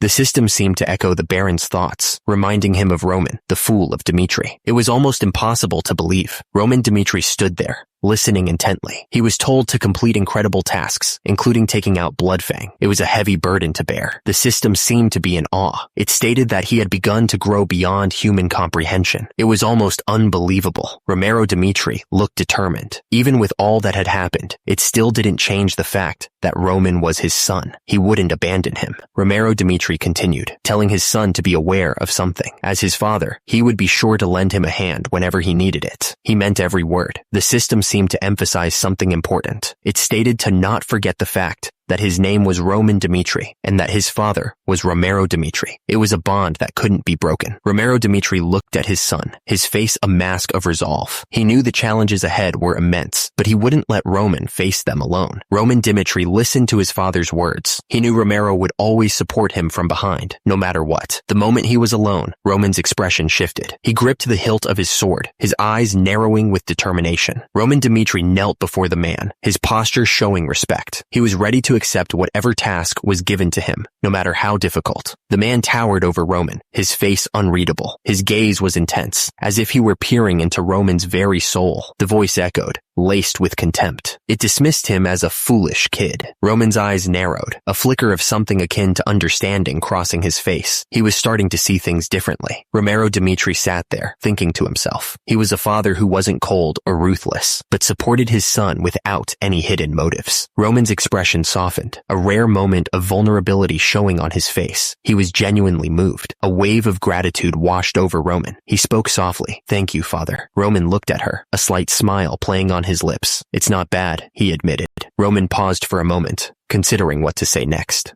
He started, searching for the right words. Flora looked at Roman, waiting for his response. The tension in the air was thick enough to cut with a knife. Flora's expression softened, and she spoke with sincerity. "I'm really sorry," she said, meaning every word. Flora continued, her voice full of regret, "for judging you too quickly, and for causing so many issues for both of our families." Roman stood there, his expression unreadable. "There's no need to apologize," he said, his voice calm, "since I had no intentions to continue with this marriage anyway." Roman continued, his gaze steady. "I understand the reasons for why you're angry," he told her. "Even if it is an arranged marriage that both of us didn't agree upon, I still broke the promise without discussing it with others." Roman paused, his eyes meeting Flora's. "However, I wanted to tell you this while I still had the chance," he said, his voice dropping slightly. Roman's expression turned serious. "The fact that I have a special reason for why I had to cancel our marriage," he revealed, his voice low. The reason for his decision, it turns out, was tied to something else entirely. The social gathering that royal families of the Northeast host, Roman explained. It was something that happened there. The ladies whispered amongst themselves, their voices barely audible. The rumors surrounding the engagement to a Dimitri had spread like wildfire, each tale more outrageous than the last. The woman's expression shifted, the playful smile fading from her lips. The name Roman Dimitri hung in the air, heavy with unspoken implications. A moment of silence stretched between them, thick with anticipation. Whatever was about to be revealed, it was clear that it was serious. Flora confronted Roman, her voice laced with concern and accusation. "The fact that you enjoy drugs," she said, her eyes searching his. "Drugs that eat away at one's sanity and knowledge." Flora's gaze softened, her voice tinged with a hint of sadness. "I thought that should be something you should know," she said, her expression unreadable. Roman stared into the distance, his expression clouded with a hint of regret. He admitted to himself that, although he now knew the rumors were all false, they had still affected him. Roman walked alongside Flora, trying to reassure her. He explained that, at the time, he couldn't ignore the rumors, but whatever happened didn't change their relationship right now. Roman continued to speak, his voice firm and confident. He told Flora that there was no need for her to worry anymore, trying to put her mind at ease. Flora watched Roman walk away, her brow furrowed with worry. Despite his words, a sense of unease lingered in her heart. The moonlight streamed through the window, casting a soft glow across the room. The night was quiet, but the air was thick with unspoken tension. Roman sat in his chair, lost in thought as Hans brought in the tea. The room was quiet, the only sound the gentle clinking of the porcelain. The rumors swirled in Roman's mind, echoing the accusations he had heard. Drugs, they said.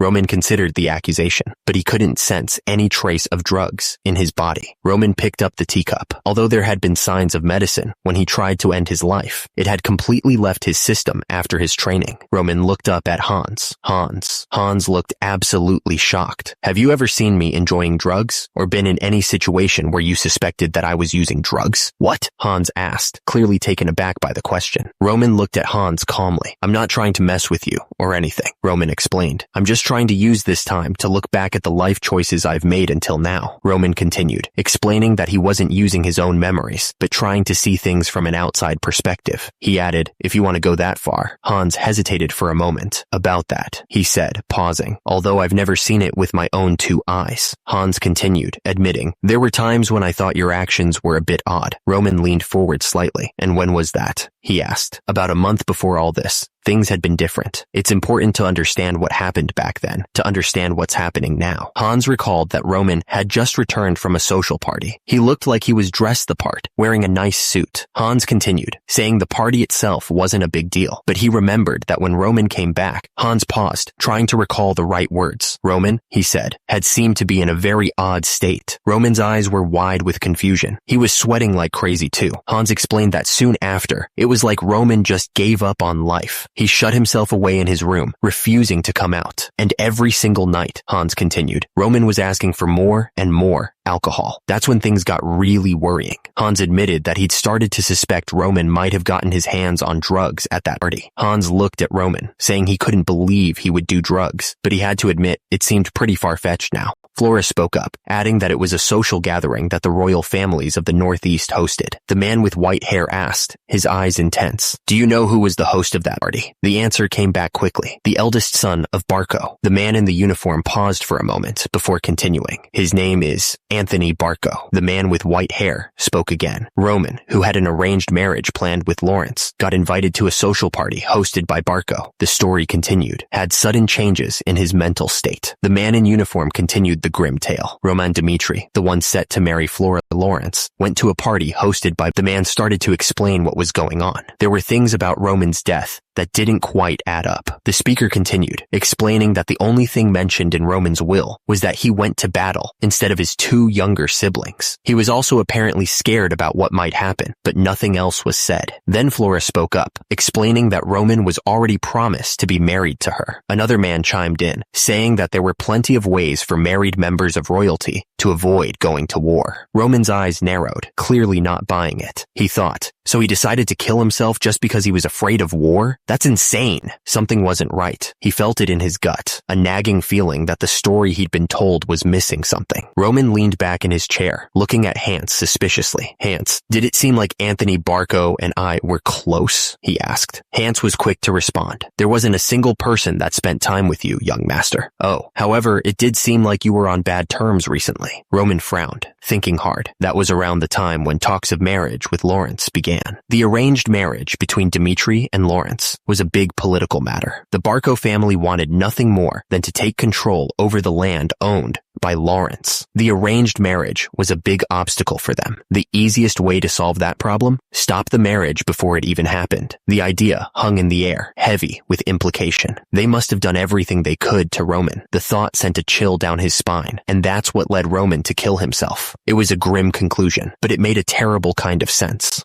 Young master, someone spoke, interrupting his thoughts. Actually, a couple of days ago, we received an invitation from the Barco family, Hans said. The name hung in the air like a threat. Roman's eyes narrowed as he heard the news. The Barcos sent me an invitation, he asked, a hint of suspicion in his voice. Hans held out the invitation, looking worried. Yes, he said. Unfortunately, it was around the time that you went into training. What should I do about it? Roman smirked, his eyes gleaming with confidence. How brazen, he said. No, they're just underestimating me, whichever it is. The words hung in the air, suggesting Roman was already planning his next move. Roman's eyes glowed with a dangerous light. Something wicked was brewing in his mind, and the Barcos were about to find out exactly what he was capable of. Something was clearly weighing on his mind. It was bothering him, eating away at his thoughts. The question hung in the air. When is the party? Turns out it was exactly 2 weeks away. The order was given. Tell the Barcos. Roman sat there, calm and collected, a slight smile playing on his lips. He was ready. The message was clear. Roman would be attending the party. The Barco estate loomed large, its white walls gleaming under the sun. A strange statue perched atop the building, watching over the grounds. An attendant gestured to the side, informing Kevin that the young master was waiting for him. He thanked the attendant politely. The attendant leaned in, his voice dropping to a conspiratorial whisper. He warned Kevin not to be too surprised by how different the young master seemed these days. The heavy door creaked open, revealing the room beyond. Kevin stepped into the room, a bit nervous. He asked if the young master had called for him. The young master looked at the approaching figure, his expression unreadable. He wondered aloud if it was Kevin who stood before him. Kevin's eyes widened in surprise. He stammered, "Young master?" He realized this must be what the attendant meant about the change in atmosphere. Roman stood in the training hall, a sword loosely held in his hand. He casually asked Kevin how he had been recently. Kevin replied quickly, "Oh, yes, young master. I've been getting used to things, all thanks to Hans helping around." But Kevin trailed off, his brow furrowed with worry. He started to say something, but stopped himself. He didn't know what to say. Kevin was thinking about his place in all of this. He had been wondering what his role was going to be. Kevin looked down, his face etched with doubt. He wasn't sure if he could actually do anything for the young master. Kevin continued, a hint of desperation in his voice. He admitted that he didn't understand how someone as ordinary as him could actually be useful. He wanted to know if there was anything he could really do. Roman paused, his purple eyes fixed on Kevin. He was about to tell him what his role would be. Roman declared his intentions, his voice firm and unwavering. He intended to use Kevin as his sword. Kevin stood there, a look of total surprise on his face. The news that he was to be Roman's sword had hit him hard. Kevin's face was a mix of shock and confusion. "Your sword?" he asked, not quite believing what he was hearing. Roman gestured with his hand, his expression serious. "However, figuring out what you're good at isn't something someone else decides. That's why I'll give you 3 paths that you can choose yourself. Roman continued, his voice calm and steady. The first is to give up your use as a sword. If holding a sword and bloodshed is what you're afraid of, you don't have to be my sword, but my hands and feet. Roman gestured towards Hans, who stood nearby. You can learn by following Hans and do as he tells you to do so. That would be what your role would be, Roman explained. Roman held up the sword, the metal glinting in the light. He told Kevin that the second path was to become his sword, to protect him and stand by his side. Kevin looked surprised, his eyes wide. He stammered, telling Roman that he'd never even touched a sword before in his life. Roman nodded, acknowledging Kevin's worry, and said that's exactly why, if Kevin chose this path, things would get intense. Roman's voice turned serious as he spoke of telling Kevin's will. He warned him that he would use methods that would cause excruciating pain.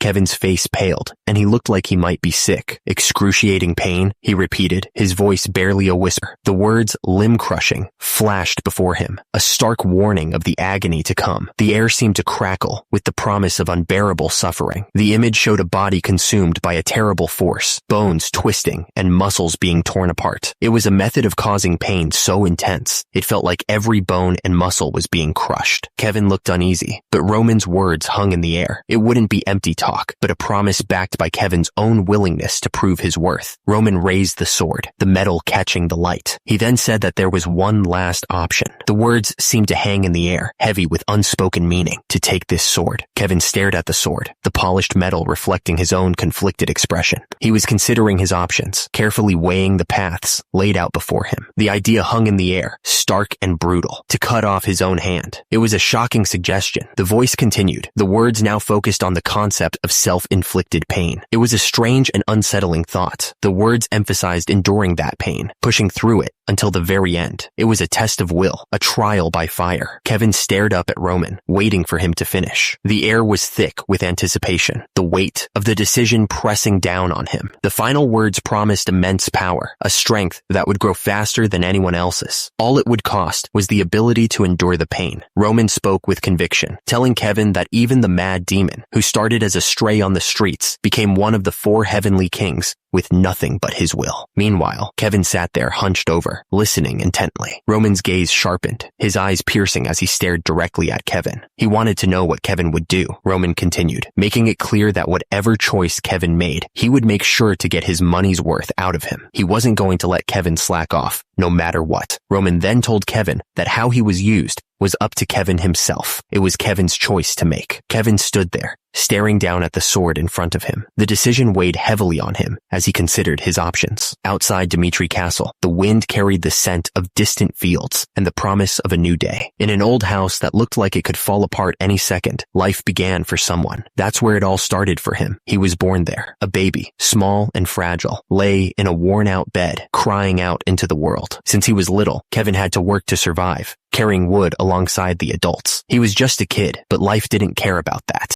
Kevin pushed the heavy cart, his muscles straining with the effort. Thanks to helping his parents with everything, he'd learned how to do every job there was. However, Kevin's life stayed the same. No matter how hard he worked, nothing seemed to change for him. No matter how much effort he put in, there was always someone there to take it away from him. It was a constant struggle. That was the life of the weak. He knew he had to change something. That's why, from now on, things would be different. He would make sure of it. Kevin couldn't shake off the image from his mind. The things he'd witnessed earlier were still replaying in his head. He stood there, his back to the world, lost in thought. His fists were clenched tight as he tried to process everything. That overwhelming strength, it was something he'd never imagined possible. To cut off his own hand, Kevin didn't understand what that would do for him. It seemed like a crazy idea, but as long as he could get stronger, if he could even imitate the strength that the young master showed, Kevin was willing to try anything. Kevin's face was set with determination. He was ready to escape the life that had been draining him dry. He thought to himself, he'd do whatever it took. Meanwhile, Roman watched with a slight smile. He seemed to already know what Kevin was going to do.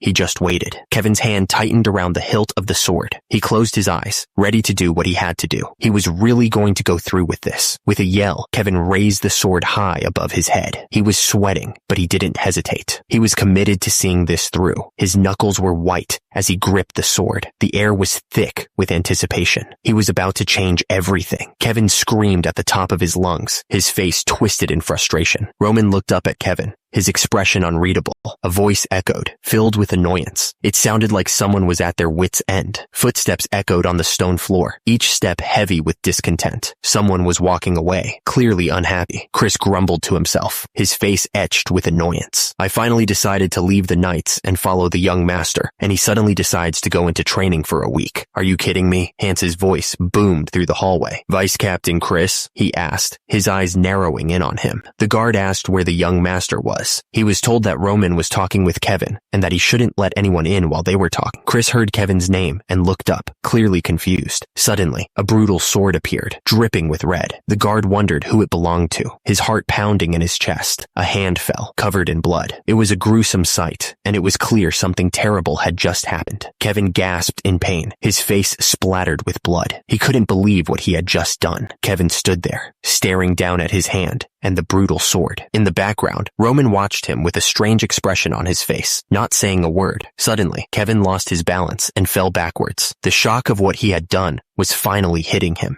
Roman stood over Kevin, looking down at him. He didn't seem surprised or concerned, just observant. Lying on the ground, Kevin stared up at Roman, his eyes wide with a mix of pain and disbelief. He was starting to realize just how serious this was. Suddenly, the door burst open, and someone shouted, "Wait! Young master!" Hans rushed in, spotting the blood on the sword. "When did you get hurt? There's blood all over the blade," he asked, clearly worried. Roman stood behind Hans, sickled, looking unfazed. "It's nothing to worry about," he said calmly, "but it's fine." Roman's eyes narrowed, a strange glint in them. "It's not my blood," he clarified. He then explained that at the very moment Kevin was about to cut his own hand off, Roman admitted that he had put Kevin in an illusion to stop him. Kevin stood there, a thin line of blood trickling down his wrist. He looked determined, not even flinching at the sight of the blood. Suddenly, the system flashed a message. Charm of the illusion demon. Roman continued to explain what happened. He said that while he was trying to test Kevin by putting him in an illusion for a short period of time, Roman revealed that Kevin swung down on his wrist with the sword just before he fell into the illusion. Roman's lips curled into a slight smirk. That vicious kid, he thought to himself, clearly impressed. It was a close call, all right. If the spell had been any weaker, Kevin might have completely cut off his hand. That would have been a disaster. 2 weeks until the party. Chris lay in bed, staring up at the ceiling, lost in thought about the upcoming event. 6 months until the war. Kevin stared at his bandaged wrist, a grim reminder of the battles to come. There was so much to teach. Roman smirked, knowing the road ahead would be difficult. Roman knew he'd be getting busy soon. The pieces were set, and the game was about to begin. The entrance to the building stood silent, but the words hung heavy in the air. The upcoming technique was incredibly dangerous. Kevin looked at Roman, surprised. "You're going to teach me a mana enhancement technique?" Roman nodded. "That's right," he replied, his expression serious. Roman's purple eyes narrowed as he explained. "It's not any ordinary technique. It's actually a technique that the mad demon used. The technique was ancient, a martial art lost to time. It had been locked away in the main house's treasury for generations. The name of this dangerous technique echoed in the air, the Soul Spirit God technique. The technique was a dangerous one, Roman warned. It would eat away at the user's spirit, consuming them from the inside out. But that wasn't all. Roman continued explaining that it allowed them to show power, even when they were in terrible pain, pushing their bodies far beyond their limits. The most important thing, Roman said, was that even if all their limbs were cut off, the user could never lose their spirit. The user's face was contorted in agony, tears streaming down their face as the green energy burned through them. It was a pain that would break most people. Roman paused, then added that the mad demon had been very useful to him. He had mastered this technique under extreme pain, pushing himself to the very edge. The young master thought that if Kevin had the will to cut off his own hand, then he was capable of learning the technique. It was a brutal requirement, but necessary. The young master looked at Kevin, explaining that as this technique grew stronger and stronger, he must endure pain much greater than yesterday's. It was a constant test of his resolve. The young master continued, explaining that even with all this, there was one reason why he was teaching Kevin this technique. This was the fastest way to teach a teenager who didn't even know the basics of mana. Kevin was amazed. If he mastered this technique, he would have the strength to protect everything around him. The young master had saved him, wiped out Bloodfang, and now he was even bestowing a technique upon him. Kevin looked up, a nervous expression on his face. He hesitated for a moment before speaking.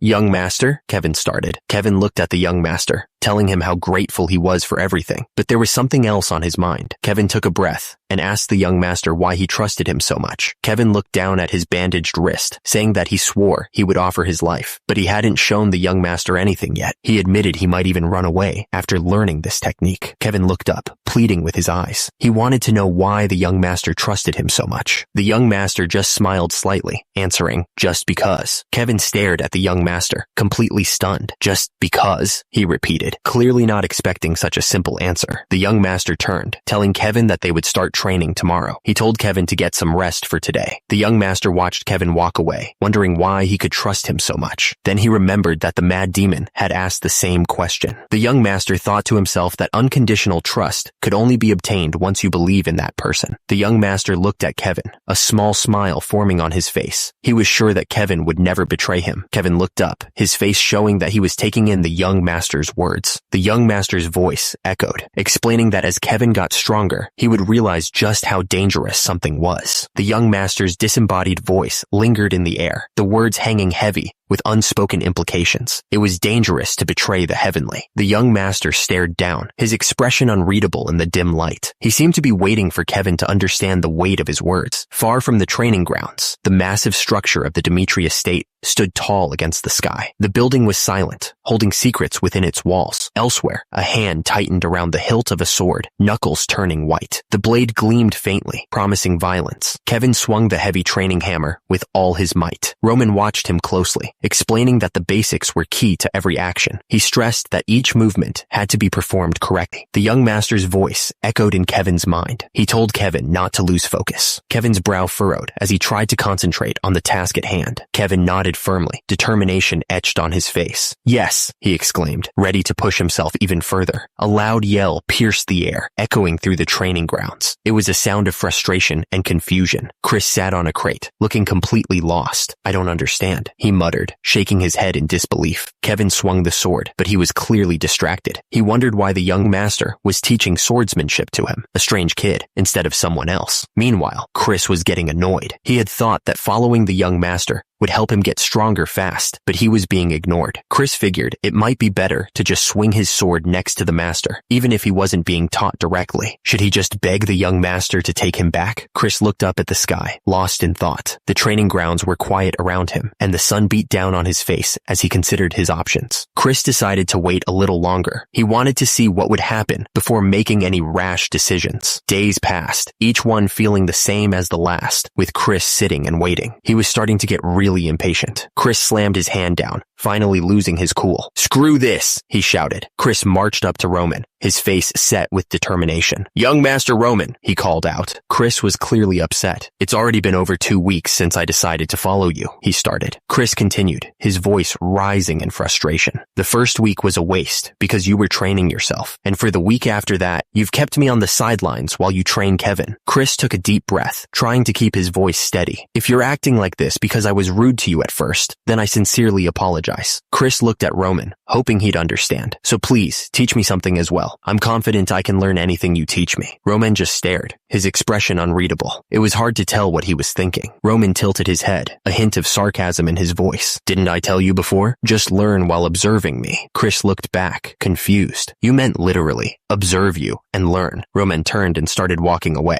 dismissing Chris's confusion. Everyone has their own way of learning. Roman looked at Kevin. Since Kevin didn't know anything, Roman believed he needed to guide him from the beginning until he reached a certain level. Roman's explanation continued, making it clear that he felt responsible for Kevin's growth. He needed to guide him every step of the way. Roman then turned his gaze to Chris. He explained that Chris was different, and no matter what he taught him, Chris would just try to force himself to learn what Roman, the person who defeated him, said. Roman continued, saying that Chris wouldn't seriously try to understand it. He would just try to force himself to learn what Roman told him. Chris looked at Roman, a bit annoyed. So, he asked if Roman wanted him to just keep observing him, but Roman simply said no. Chris looked down at the wooden sword in his hands, completely baffled. He didn't understand why Roman wanted him to use this thing. Chris stared at the wooden sword, not understanding. He asked, "What? Why a wooden sword? You need results to accept the truth." Roman wanted to see what Chris could do, so he suggested, "How about it? Have a spar with Kevin." Chris's eyes widened, surprised by the suggestion. Roman continued, "In this spar, even if Kevin is your opponent." Roman looked at Chris with confidence. He finished, "I will advise him on how to defeat you. Kevin is basically my copy." Chris Chris looked serious as he told Roman that if Roman still thought he was correct after this spar, then he would start teaching him personally. Chris was determined to show Roman what he was capable of. Kevin looked completely shocked. He couldn't believe he was being asked to spar with a knight. Kevin stammered, asking if Roman wanted him to spar with this novice. Kevin's face contorted in anger. He thought to himself, what the hell did Roman take him for? He was starting to feel insulted. Kevin paused for a moment, trying to control his anger. He finally said that he understood and agreed to do it. Kevin looked at Roman with determination. He was going to show him right here and now that he wasn't just some pushover. He would prove his worth. The sky was clear and blue, without a cloud in sight. The air was still, as if the world was holding its breath. Kevin stood in the center of the training area, sword in hand. Chris watched him from the side, his arms crossed. Roman told Kevin that sparring with a 2-star knight put him at a disadvantage, but he asked Kevin what he would lose from a defeat. Kevin's reply was simple and direct. Nothing. Roman continued, explaining that there were countless people stronger than him in this world. He said that Bloodfang, who oppressed his family, and Chris, who couldn't wait to beat him down, were no different. Kevin's brow furrowed as he glared, demanding if his opponent was planning to do absolutely nothing. He looked absolutely furious. Kevin's expression hardened as he replied that he would give it a shot. He looked determined. Chris looked absolutely pissed off, wondering why he had to spar with a novice like Kevin. He couldn't understand why Kevin's eyes looked like he actually had a chance of winning. Roman thought to himself that the young master thought he could completely tame him with this match, but he was ready for whatever came next. Chris's eyes narrowed, focused on the upcoming spar, or whatever it was going to be. He was ready to end this quickly. It was time to start. The two men stood ready, waiting for the signal to begin. Chris didn't hesitate. He immediately swung his sword at Kevin, trying to end the fight quickly. Chris was sure he couldn't lose to this newbie, who had only been training for a week. He was completely underestimating his opponent. The sound of metal echoed as Chris's sword clashed against Kevin's. The force of the impact reverberated through their arms. Kevin's eyes widened. He didn't expect Chris to be so strong. The sound of wood splintering filled the air. Whatever had just happened, it sounded like it hurt. Chris didn't hold back. He swung the wooden sword with all his might, hitting Kevin hard across the chest. The force of the blow sent shockwaves through Kevin's body. Kevin gasped as the wooden sword connected. His eyes went wide with pain and surprise. He hadn't expected Chris to be so relentless. Kevin staggered back, trying to regain his balance. Chris didn't give him a chance to recover. He pressed forward, ready to continue the attack. Chris looked serious, preparing to fight. Kevin, on the other hand, looked like he was trying to psych himself up for what was about to happen. A voice echoed, instructing Kevin to guard his front. Kevin's eyes widened as he heard the voice warn him that Chris would try a surprise attack. The voice shouted to begin, and Chris didn't waste a second. He charged at Kevin, swinging the wooden sword. Chris's wooden sword slammed into Kevin's raised weapon. Kevin grunted at the force of the blow. Roman's voice echoed in Kevin's mind, telling him to take a step to the side. He was also instructed to aim for Chris's chest as Chris tried to kick him. Kevin focused, trying to remember Roman's words. He took a step to the side, just like he was told. Kevin moved quickly, following the instructions perfectly. He swung the wooden sword, hitting Chris hard in the chest. The force of the hit sent Chris flying backwards. He crashed to the ground, completely surprised by the sudden attack. Chris coughed, struggling to catch his breath. He lay on the ground, winded and defeated. Kevin groaned, lying flat on his back, clearly in pain. But then he heard Roman's voice telling him to get up. Kevin was stunned. That voice, it was young Master Roman? Roman explained that he was using sound conduction, a method to deliver sound through mana. He added that he would be giving Kevin instructions using this method. Kevin was completely blown away. Sound conduction. He wondered if even things like that were possible with mana. Suddenly, Roman's voice echoed in Kevin's head again, telling him to throw himself to the right.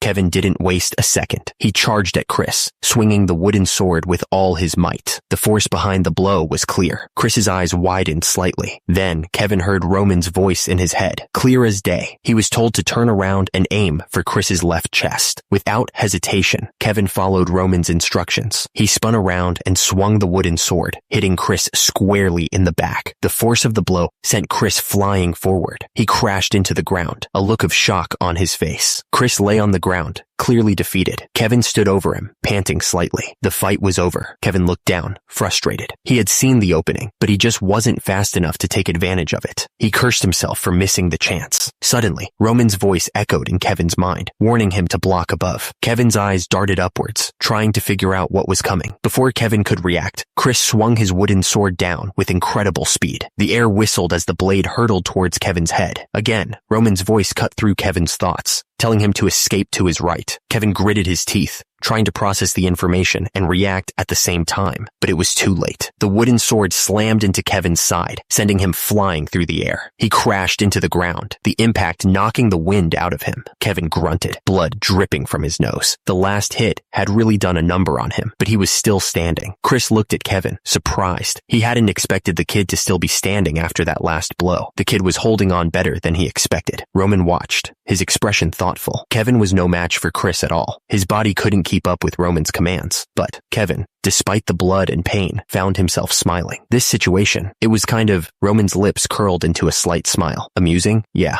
that was one way to put it. He was actually enjoying this. Someone was watching, clearly impressed. To them, young Master Roman was all-powerful. It was like he could see everything. The observer continued, noting that even though Chris was a 2-star knight, his movements were exactly as Roman had instructed. It was like Roman was controlling him. Chris was getting frustrated. He knew what to do, but his body just wouldn't cooperate.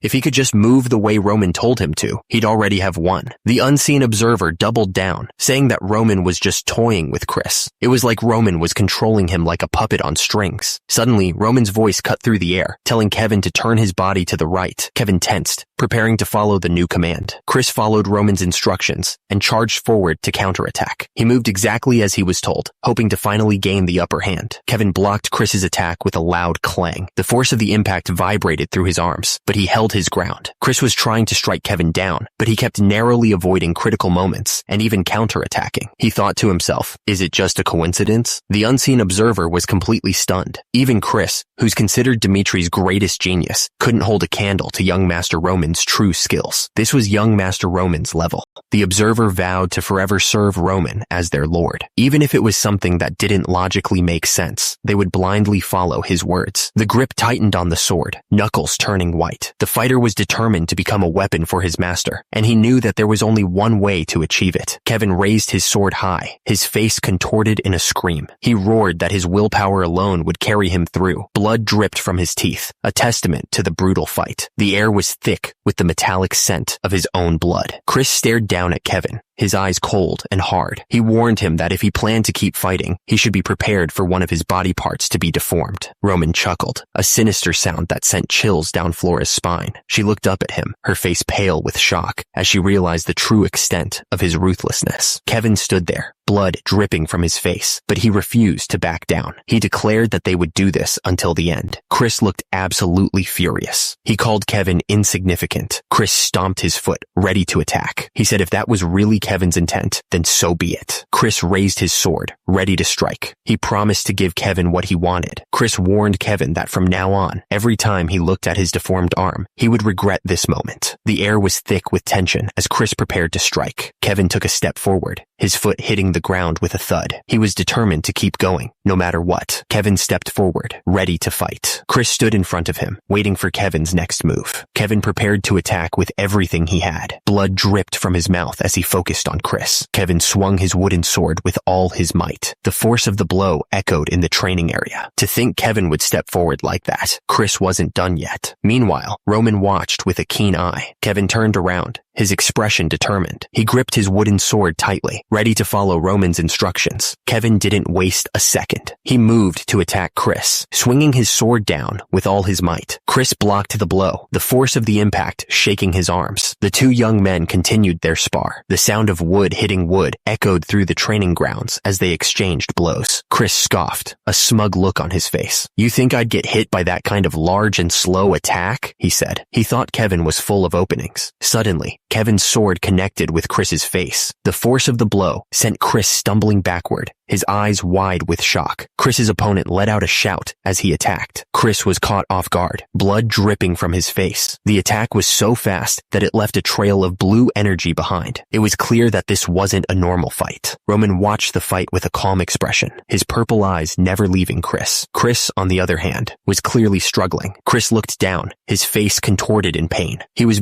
breathing heavily, trying to recover. Kevin pressed his advantage, swinging his wooden sword down on Chris. The force of the blow knocked Chris to the ground. Chris's eyes burned with a fierce intensity. He was completely focused, despite the pain and the disadvantage. Kevin didn't give Chris a chance to recover. He swung his wooden sword with full force, hitting Chris hard. Chris was sent sprawling to the ground, defeated. Kevin stood over him, the victor of this exchange. Roman watched the match. His purple eyes narrowed. He had expected Chris to duck, anticipating a feint. Lying on the ground, Chris looked up, his face contorted in pain. He thought to himself, what a nasty bastard. Roman turned to Chris, who was still on the ground. He told him that he won, and as promised, he would personally teach him from the next day onward if Chris wanted. It was all up to him, Roman said. Kevin was carrying Chris, as Roman reiterated that it was Chris's choice. The decision of whether or not to continue training was entirely up to him. Chris was now in bed, staring up at the ceiling. He sighed, exhausted from the fight. Chris stood up and looked around his room, deep in thought. He wondered why he had decided to fight in the first place. Chris frowned, realizing he had nothing to gain from winning the fight. Not only had he wasted his time, but he had even lost in the end. He looked absolutely furious with himself.